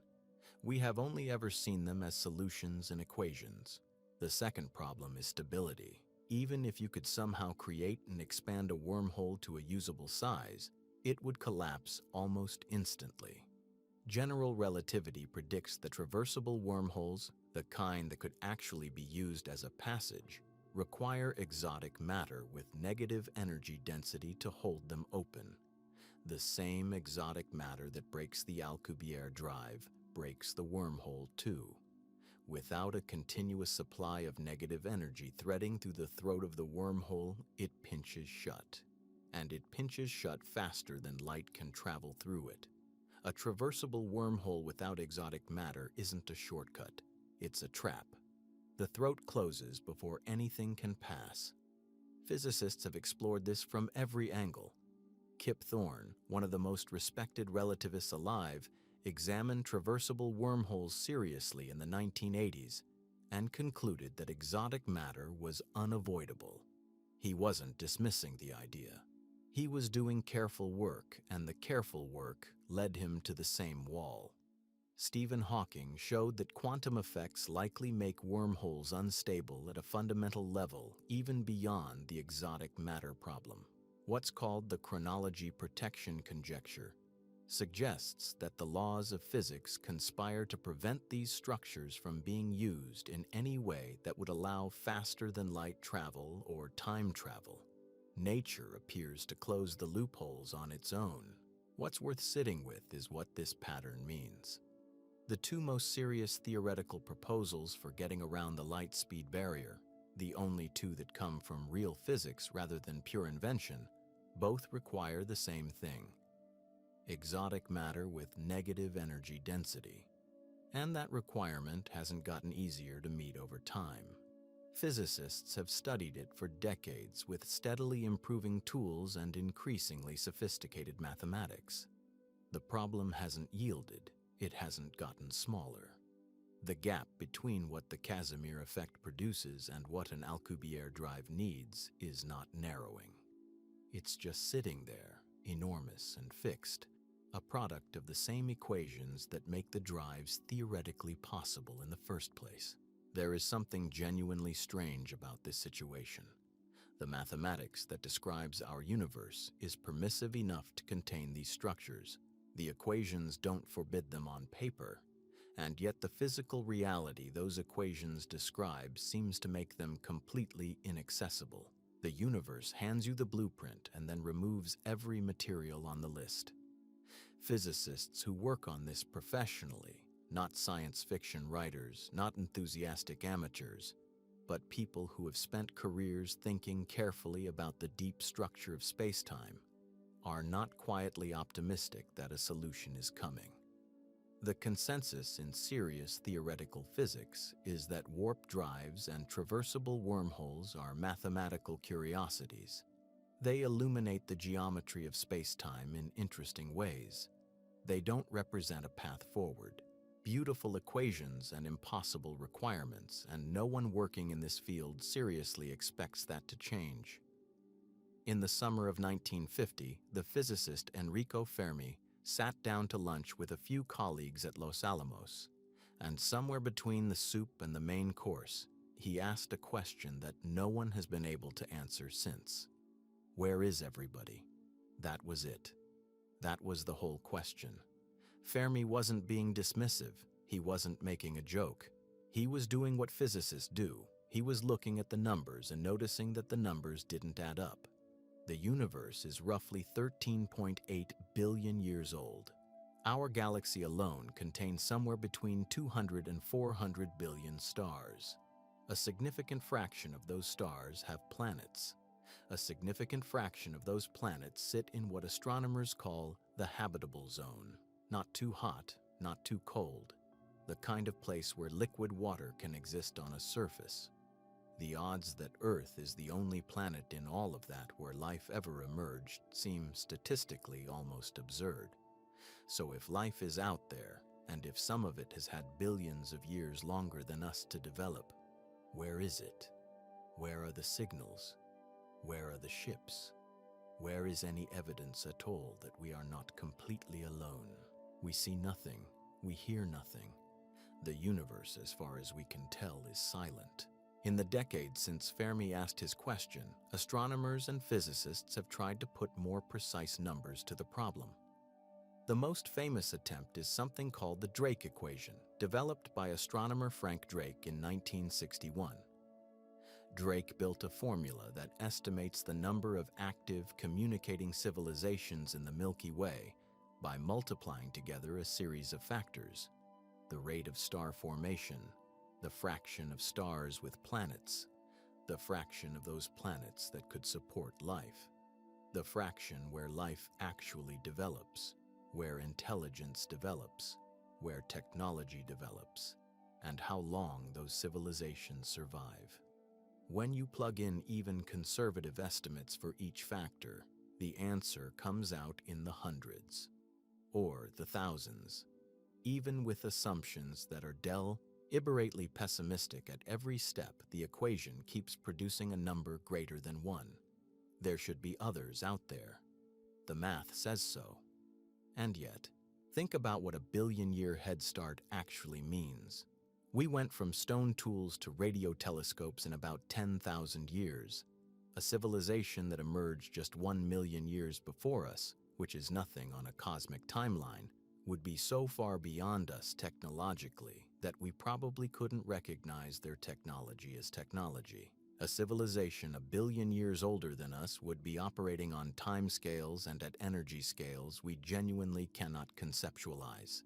Even if such a civilization could only travel at 1% of the speed of light, they could spread across the entire Milky Way in roughly 10 million years. That sounds long, but the galaxy is 13 billion years old. There has been time for this to happen not once, but hundreds of times over. The galaxy should be full, colonized, loud, visible. It isn't. Astronomers have a name for this disconnect. They call it the Fermi Paradox. And over the past 70 years, a lot of very serious people have proposed a lot of very serious explanations for it. Let's go through the main ones because they matter for what comes next. The first explanation is that civilizations tend to destroy themselves before they can spread very far.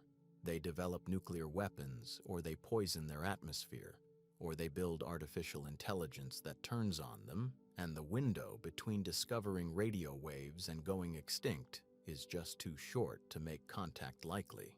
This is a disturbing possibility and it can't be ruled out, but it requires that every civilization without exception fails this way.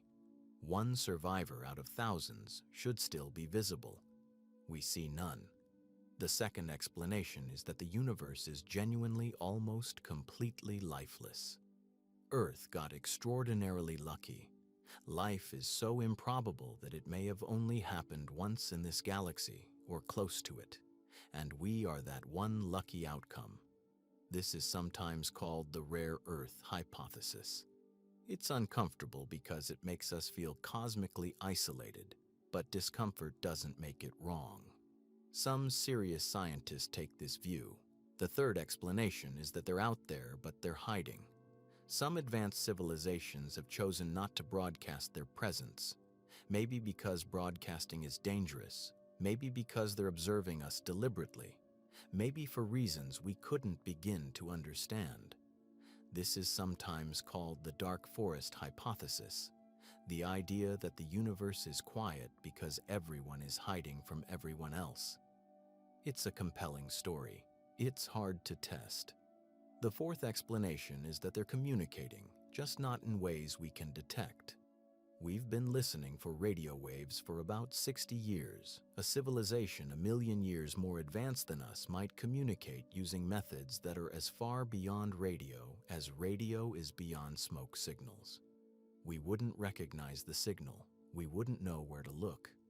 All of these explanations have merit. None of them have been proven.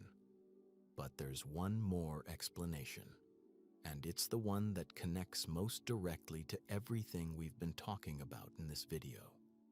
Maybe the reason the galaxy isn't colonized is because colonizing it is impossible. Not just hard, not just expensive. Physically, fundamentally impossible for biological life. Every civilization that has ever existed eventually developed enough science to understand the problem clearly.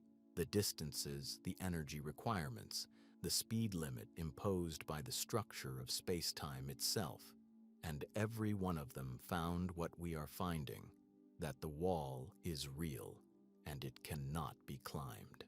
Not with rockets, not with nuclear drives, not with warp fields that require exotic matter that doesn't exist in useful quantities, not with wormholes that collapse at the Planck scale, not with any tool available to creatures made of biology operating inside the known laws of physics. This possibility has a name. It's part of a broader concept called the Great Filter, the idea that somewhere in the long chain of steps between simple chemistry and galaxy-spanning civilization, there is a barrier so difficult to cross that almost no one crosses it. The Great Filter has been proposed as an explanation for many things: the rarity of multicellular life, the emergence of intelligence, the invention of technology. But physics as the filter is different from all of those, because physics doesn't get easier with time. You can't study your way past the speed of light. You can't engineer your way around the rocket equation. You can't wait long enough for the distances to shrink. Think about that for a moment. Every other proposed great filter is something a civilization might, in principle, overcome with enough wisdom or luck or time. Don't build the weapon. Don't collapse the ecosystem. Make better choices. But the physics filter isn't like that. It applies equally to every civilization at every level of development. It doesn't matter how wise they are. It doesn't matter how long they've been around. Biology and physics are simply not compatible with interstellar travel, and no amount of progress changes the underlying geometry of the universe. If this is the real filter, and it fits the evidence as well as any other explanation, then the silence makes sense. The galaxy is full of civilizations, maybe. Stars with planets, planets with life. Some of that life intelligent, some of that intelligence technologically sophisticated. And every single one of them looked up at the stars, did the math, and realized they were not going. They built their telescopes. They sent their probes. They explored their own solar systems. They found ways to understand the universe from inside the small corner of it where their biology could survive. And they stayed there. Not because they gave up, because the universe doesn't leave room for any other outcome. The silence isn't emptiness. It might be the sound of 1,000 civilizations that got the same answer we're getting. We've spent this entire video walking through the barriers one by one. The speed of light, the rocket equation, radiation, time, particles in the void, frozen biology, exotic matter that doesn't exist. Each one of those problems is serious on its own.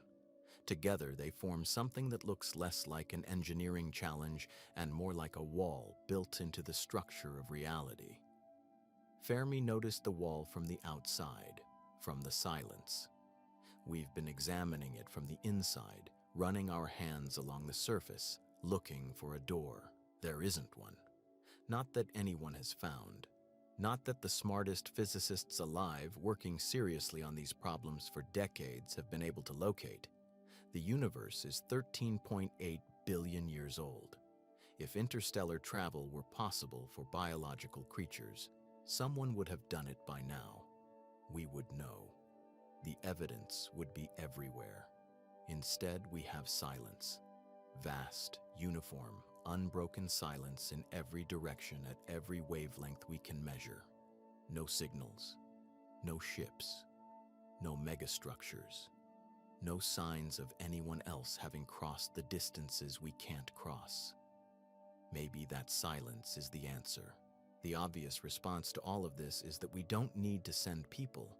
People are fragile. People need food, water, air, sleep, psychological stability. People get cancer from radiation and their bones dissolve in microgravity. So why not skip all of that entirely? Send machines instead. Send robots. Send artificial intelligence. Let something that doesn't need to breathe make the crossing, and then report back. It sounds reasonable. And compared to everything else we've discussed in this video, it actually is more reasonable. But reasonable doesn't mean possible, and even here, the universe has prepared a long list of objections. The most serious real-world attempt to send something to another star is called Breakthrough Starshot.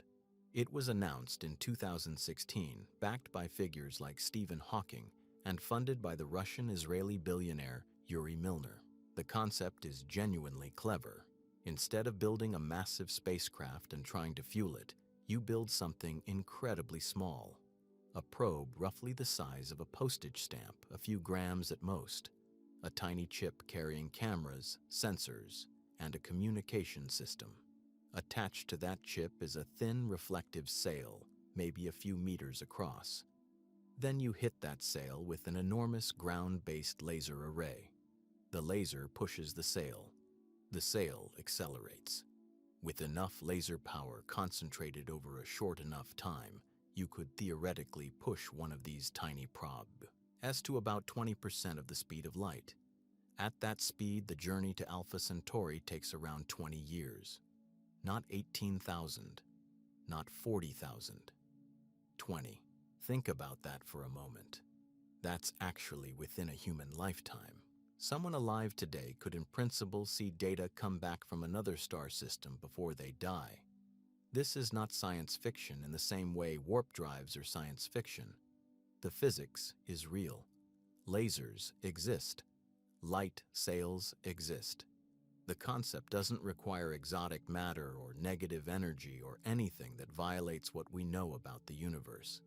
It just requires engineering we haven't done yet, at a scale we haven't attempted yet.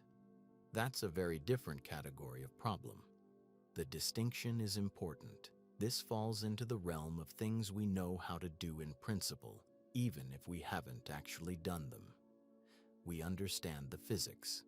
We can calculate the requirements.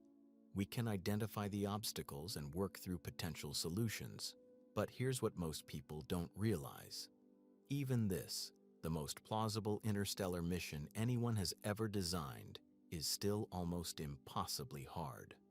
The laser array required to push even a gram-scale probe to 20% of light speed would need to deliver somewhere around 100 gigawatts of power. That's roughly 10% of the entire current electrical generating capacity of the United States, focused into a single beam, fired for minutes. Building that array, keeping it aligned on a target the size of a postage stamp as it accelerates away from Earth, is an engineering challenge of staggering scale. No such system exists. Nothing close to it exists. The cost estimates run into the tens of billions of dollars, and those estimates assume the technical problems can actually be solved, which is far from certain. To put this in perspective, this would represent a project roughly equivalent in cost to the Apollo program, maybe larger, all concentrated into a single piece of infrastructure on Earth. Then there's the problem of surviving the journey. We talked earlier about how particles in space become dangerous at high speeds. A probe moving at 20% of light speed hits interstellar gas and dust with tremendous force. Each hydrogen atom in the interstellar medium becomes a tiny projectile. over 20 years of travel, that constant bombardment erodes the probe. The sail would be shredded. The electronics would be hammered by radiation. Engineers have proposed solutions, special coatings, orientations that minimize the cross-section facing forward, but none have been tested at anything close to these conditions. We're designing for an environment we've never encountered. And then there's the problem of arrival. The probe cannot slow down. There's no braking system, no fuel, nothing to decelerate against. It enters the Alpha Centauri system at 20% of the speed of light and passes straight through. The entire flyby, from the moment it enters the system to the moment it exits on the other side, would take roughly an hour. Maybe a few hours if we're generous with the definition of the system's boundaries. It would photograph the planets, gather what data it could, and then continue into the void beyond. Gone. Unreachable. No second pass. No course correction. One shot. Now think about what those pictures would look like. Even at closest approach, the resolution would be limited by the size of the optics on a chip the size of your thumbnail. And the data it sends back travels at the speed of light, which means we wait 4 more years after the flyby to receive any of it. So the full timeline looks like this. Build the laser array over decades, fire the probe, wait 20 years for it to arrive, wait another 4 years for the signal to come home. 24 years after launch, we might get a handful of blurry images of a planet we can't visit. That's the mission. That's the prize at the end of this enormous undertaking. In the grand scheme of human exploration, it's almost absurdly modest. We'd spend decades and billions of dollars to get a few photographs of a star system 4 light years away, images taken by something moving so fast it can barely linger. This is not a criticism of breakthrough starshot. It's a remarkable concept, and the science behind it is serious. But it's worth being clear about what we're actually talking about here. A chip, moving too fast to stop, taking pictures it can barely transmit, of a place none of us will ever go. Some people at this point raise a different idea. What about artificial intelligence?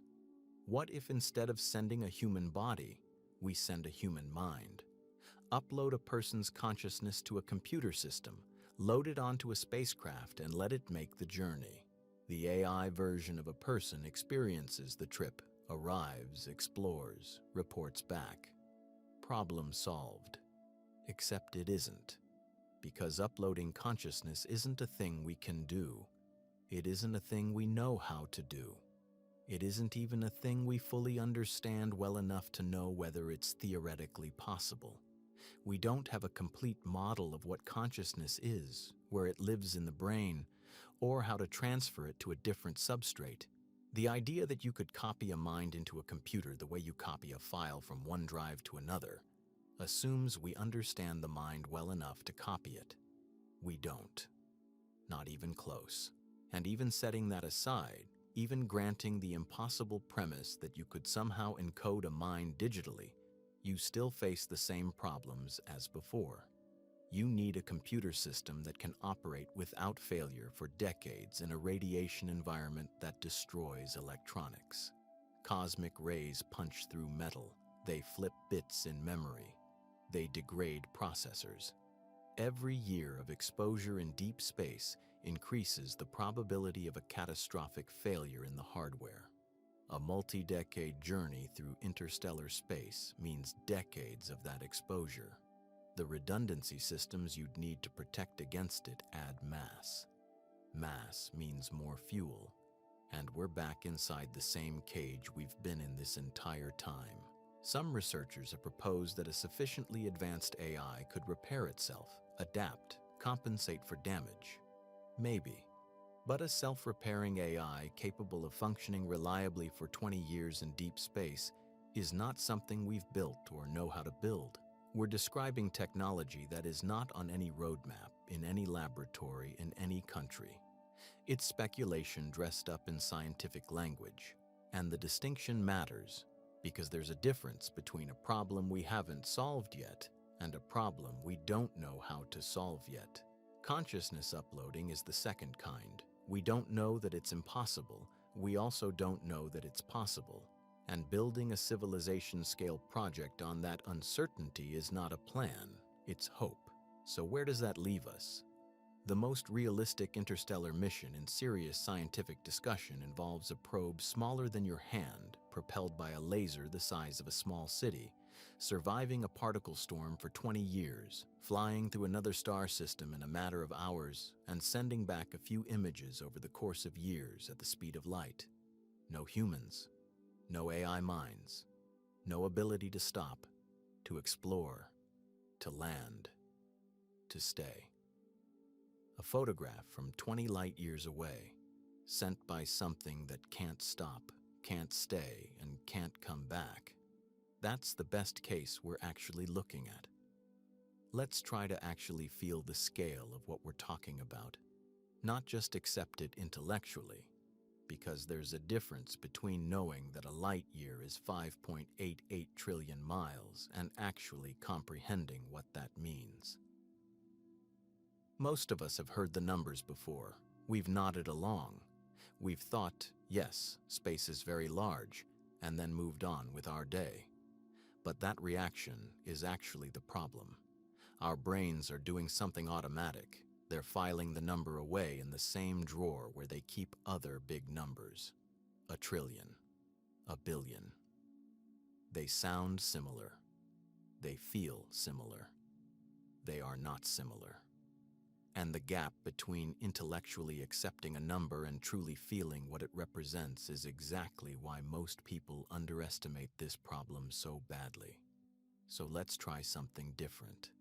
Let's build the scale from the ground up, one comparison at a time, and let each one land before moving to the next.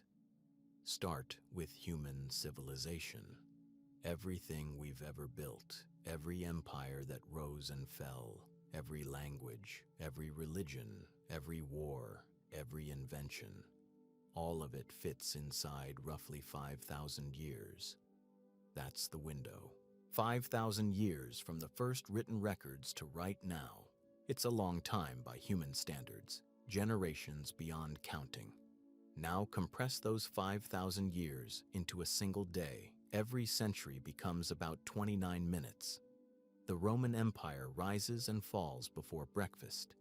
The entire Industrial Revolution happens in the last few minutes before midnight. Got that picture? Good. Hold it. Now ask how long it takes light to cross the Milky Way. Our galaxy is about 100,000 light years wide. That means even at the fastest speed the universe allows, 186,000 miles per second, crossing our own galaxy takes 100,000 years. On the scale where all of human civilization is one day, crossing the Milky Way at the speed of light takes 20 years. 20 years of travel at light speed, just to get from one edge of our galaxy to the other. And we cannot travel at light speed. We've established that. We cannot even get close. Think about what that means for a moment. Of all the objects humanity has ever engineered and launched into the cosmos, none has achieved velocities approaching that of the Parker Solar Probe. At maximum velocity, this spacecraft travels at roughly 430,000 miles per hour. That is genuinely extraordinary. Nothing we have ever constructed has moved faster. At that speed, you could circle Earth in about 3.5 minutes. It feels incomprehensibly fast when you put it that way. But speed is only meaningful relative to distance.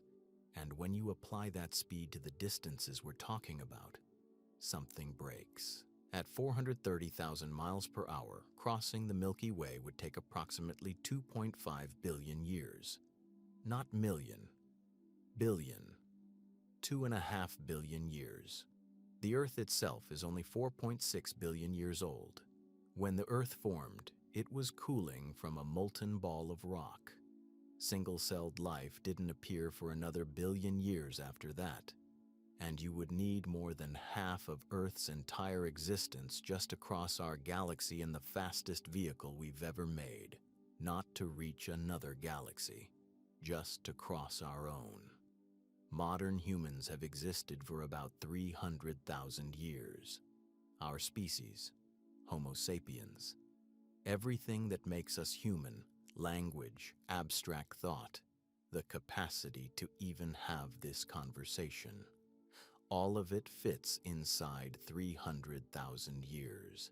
That journey across the Milky Way at our fastest speed would take more than 8,000 times longer than our entire species has been alive. Let that sit for a second. Now zoom out further. The Milky Way is not the universe. It's one galaxy among an estimated 2 trillion galaxies. The observable universe stretches about 93 billion light-years across. These numbers stop feeling like numbers. They start feeling like errors. Like someone made a mistake with a decimal point. They didn't. Here's another way in. Compress the entire age of the universe, 13.8 billion years, into one calendar year. January 1st is the Big Bang. The Milky Way forms sometime in mid-March. Our solar system doesn't appear until early September. The first simple life on Earth shows up around September 21st. Dinosaurs appear on December 25th and are gone by December 29th. Modern humans, our species, appear in the last 20 minutes of December 31st. All of recorded human history, every civilization, every war, every book ever written takes place in the last 11 seconds before midnight on New Year's Eve. 11 seconds. That's not poetic exaggeration. That's the actual ratio. And we're sitting here, in those last 11 seconds, wondering when we'll have time to cross a universe that has been expanding for the entire year. The Andromeda Galaxy is the nearest large galaxy to our own. It sits about 2.5 million light-years away. To travel there at the Parker Solar Probe's speed would take roughly 17 billion years. That's longer than the universe has currently existed. We would arrive, in theory, after the universe is older than it is now, assuming the probe survived, assuming anyone was still around to receive data, assuming Andromeda hadn't already merged with the Milky Way, which it will, in about 4.5 billion years. Consider the sheer futility embedded in these timescales. A spacecraft launched today would be traveling for longer than our sun has been burning. It would arrive at a destination that may no longer exist in any recognizable form. The light from Andromeda that reaches our eyes today has been traveling since before Earth finished forming. We're looking at ancient history written in photons. The very idea of reaching such a destination within any time frame relevant to human civilization becomes almost absurd when examined carefully. These aren't just distances. They're temporal walls separating us from any meaningful contact with distant galaxies. Technology might advance, efficiency might improve, but the fundamental problem remains rooted in physics itself. But here's what people miss. Even these comparisons are still too abstract. Because when you say 17 billion years, your brain just registers very long time and moves on. It doesn't feel different from 2.5 billion years. The numbers are so far outside our experience that they collapse into a single fuzzy category. Too long. Impossibly long. And so we nod, and we move on. And somewhere in the back of our minds, we still think that if we just work hard enough and clever enough, we'll figure it out. We won't. Not because we lack ambition, not because we lack intelligence, but because the universe isn't slightly too large for us to cross. It isn't a problem on the edge of solvable. It is categorically, structurally, almost incomprehensibly beyond the reach of anything that moves at speeds matter can actually achieve. The gap between where we are and where we would need to be isn't a gap you close with better engineering. It's a gap built into the structure of reality. Consider what 1% of light speed would mean. 1%. That's still 6.7 million miles per hour. No human-made object has come close to that. But let's say we somehow achieve it. At 1% of light speed, reaching Proxima Centauri, the nearest star, 4.24 light-years away, takes 424 years. That's not the other side of the galaxy. That's the next-door neighbor. And it takes more than 4 centuries at a speed we have never remotely approached. The distance to the center of the Milky Way from Earth is about 26,000 light-years. At 1% of light speed, that journey takes 2.6 million years. Modern humans didn't exist 2.6 million years ago. Our ancestors were early Homo species using stone tools, living in Africa. And we're not talking about crossing the universe, we're talking about reaching the center of our own galaxy. There's a reason physicists who study this for a living tend to go quiet when the conversation turns to interstellar travel. Not because they think we just need more time, but because when you actually do the math, when you sit with what these numbers mean, the problem doesn't look like an engineering challenge on a longer timeline. It looks like a wall, a permanent one. Our brains evolved to track distances of meters and miles, timescales of years and decades, speeds that a running animal might achieve. Nothing in our evolutionary history prepared us to intuitively grasp a light year, let alone a kiloparsec. We hear the words, we process the definitions, and we think we understand. But there's a ceiling to what our intuition can actually hold. And interstellar distances are so far above that ceiling that we can't perceive how far above it they are. That's the real danger. Not that we know the problem is hard, but that we consistently, almost universally, underestimate just how hard it is. The scale feels like a large number. It isn't a large number. It's a number that breaks the category of large entirely.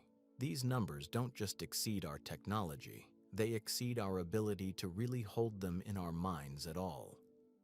Given everything we've just been through, it's worth asking why so many intelligent people still believe we're going to reach other stars. Not fringe thinkers, not people who haven't seen the numbers.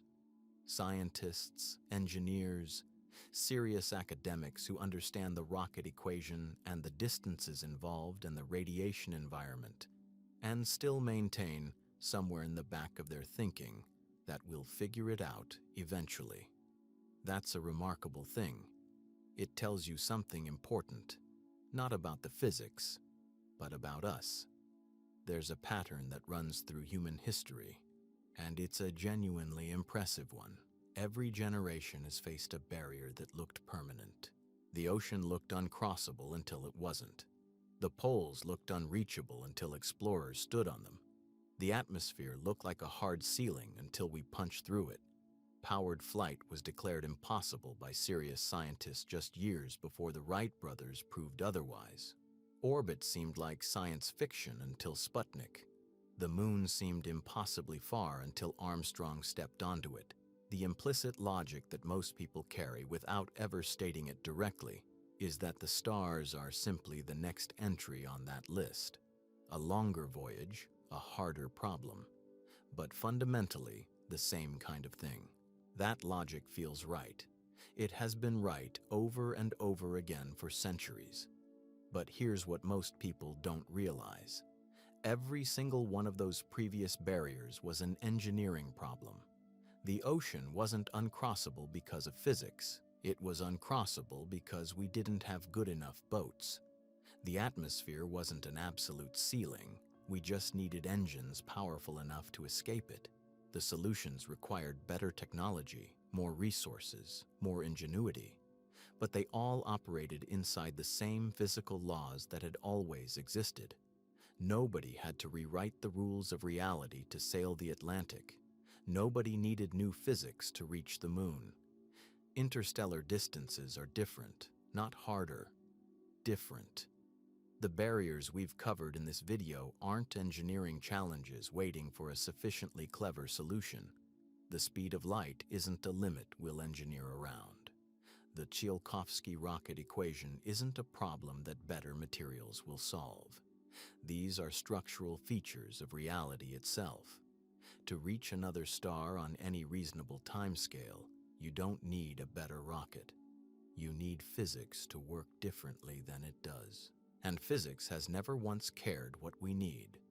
That distinction, engineering problem versus physics problem, is one that most people never consciously make. And the history of human achievement makes it very easy to miss. Every time someone said something was impossible, they were eventually proven wrong. So the instinct is to distrust anyone who says something is impossible. That instinct has served us well, but it has a failure mode, and the failure mode is this. It works for engineering problems, and it breaks down completely for physics problems. There is no clever workaround for infinite energy requirements. There's no sufficiently large budget that lets you accelerate matter to the speed of light.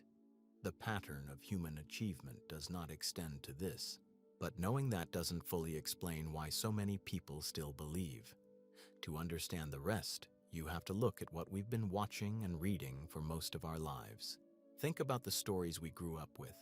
Star Trek, Star Wars, Interstellar, The Expanse.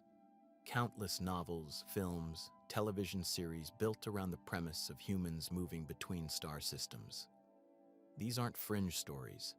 They're some of the most watched, most beloved, most culturally embedded narratives our civilization has produced. They've shaped how billions of people think about the future of humanity, and every single one of them requires interstellar travel to be possible, because without it, there is no story. You can't set a drama across 30 star systems if crossing 1 light year takes 10,000 years. The narrative demands that it work, so it works. This isn't a criticism. These stories are extraordinary. They've inspired real scientists and real engineers. Carl Sagan said he watched science fiction as a child and it changed how he thought about the universe.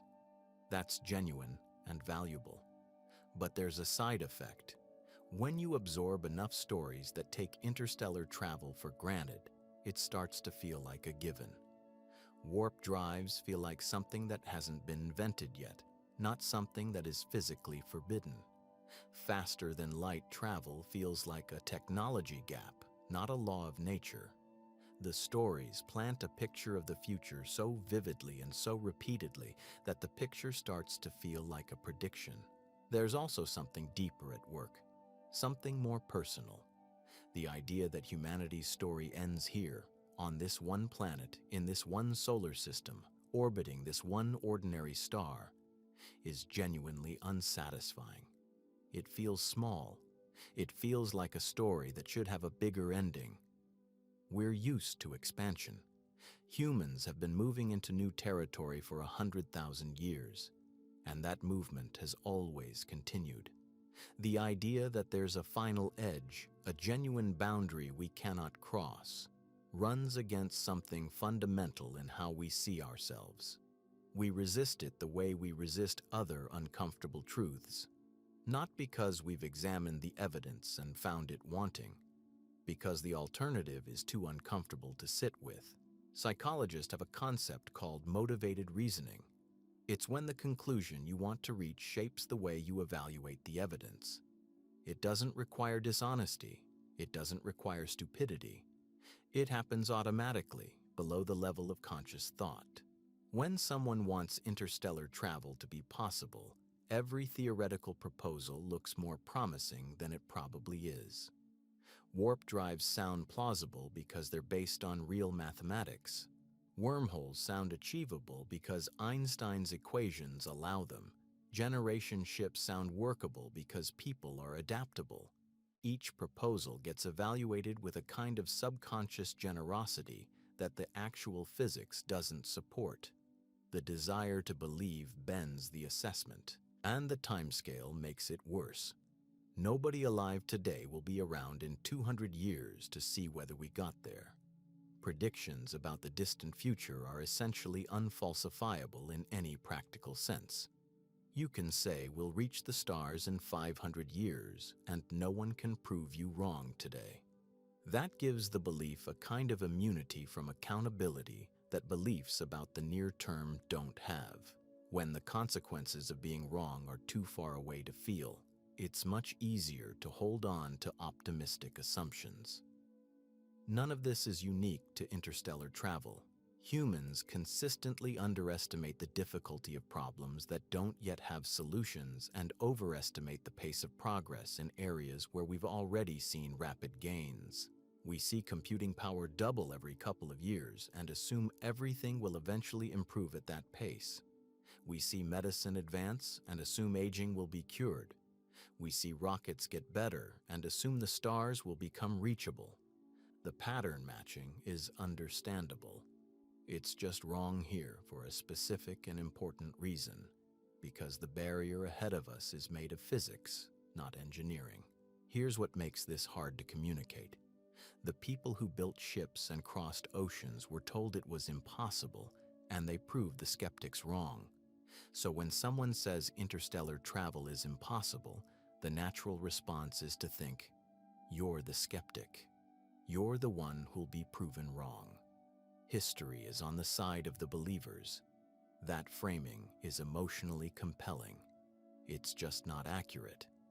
The ocean explorers weren't violating any laws of nature. They were using the same wind, the same buoyancy, the same celestial navigation that had always existed. They just applied more determination and better tools. What we're asking of interstellar travel is fundamentally different in kind. It requires reality to work in ways it doesn't currently work, and historical optimism about engineering does not transfer to physics. This matters.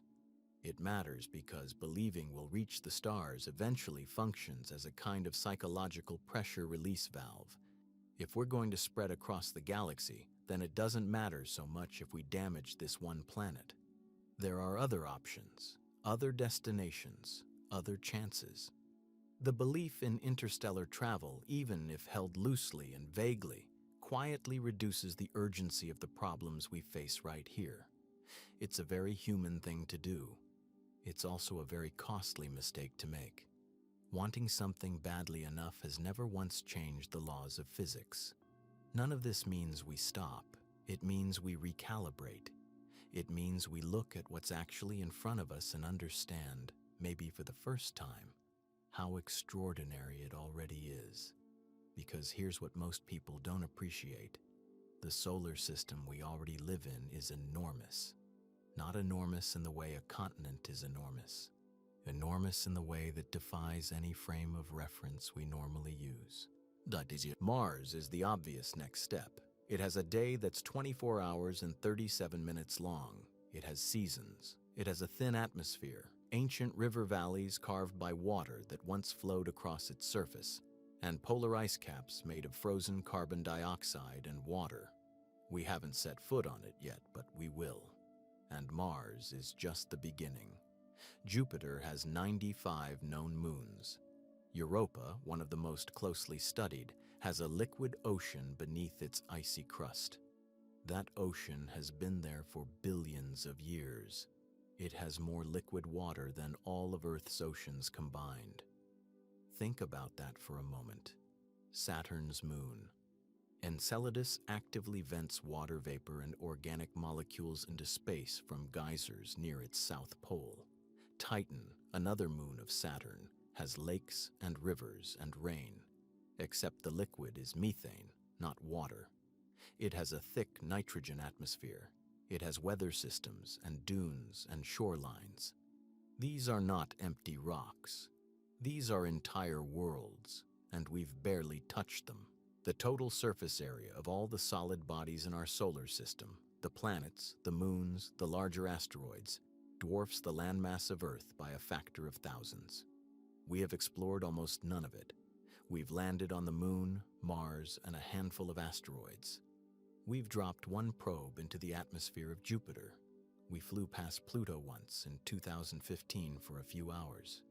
Pluto has mountains made of water ice and plains of frozen nitrogen, and a heart-shaped basin the size of Texas. We saw it for the first time in human history 10 years ago. There is exploration ahead of us that will last centuries, and it doesn't require new physics. It just requires time and will and resources pointed in the right direction. And we can go further than that without going anywhere at all. The James Webb Space Telescope launched in December 2021. It's positioned about 1 million miles from Earth. From that distance, it can look at starlight filtering through the atmosphere of a planet orbiting another star and tell us what that atmosphere is made of.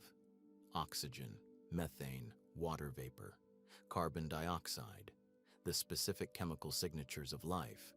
We can detect those from here. We don't need to travel 4 light years to know whether something is living on a planet around Proxima Centauri. We can read its atmosphere like a label from across the galaxy. Telescopes in development right now, the Habitable Worlds Observatory, the extremely large telescope being built in Chile, will push this capability further. We may know within decades whether life exists elsewhere in this galaxy, not by going there, by watching. Probes are already on their way. Voyager 1 crossed into interstellar space in 2012. It launched in 1977. It carries a golden record with sounds and images from Earth, whale songs, a mother's first words to her child, music from dozens of cultures, greetings in 55 languages. It's traveling at about 38,000 miles per hour. It will pass within 1.6 light years of a star called AC plus 79, 3888, in about 40,000 years. It won't stop there. It won't slow down. But it left. It is out there right now, in the dark between the stars, carrying something human. That means something, even if no one ever finds it. Here's what this all adds up to.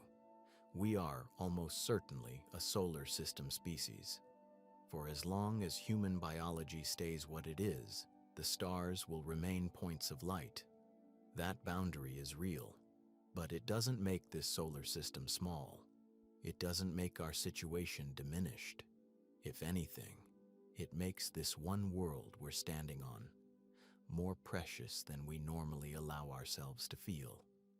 We know from everything we've covered that there is no backup, no other star system we can migrate to when this one becomes inhospitable, no second Earth waiting at a manageable distance. This planet right now is the only habitable world we will ever have reliable access to. That should focus the mind, and it should produce something else too.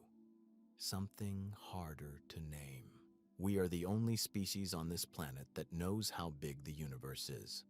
We are the only ones who have measured the distance to other galaxies, who understand that the light reaching our eyes from some stars tonight left those stars before Earth existed.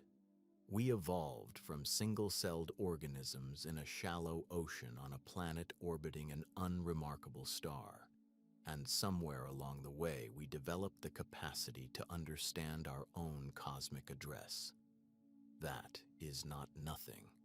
That is, by any reasonable measure, one of the most improbable things in the known universe. We won't walk on a planet in another star system.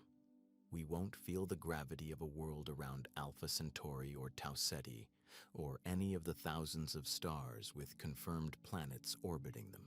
The physics is clear on this, and the physics doesn't change because we'd like it to. But we can look, we can measure, we can know things across distances that no spacecraft will ever cross in any human time frame.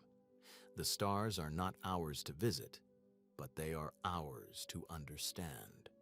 And for creatures who came from the mud of one small planet, that is still a remarkable thing.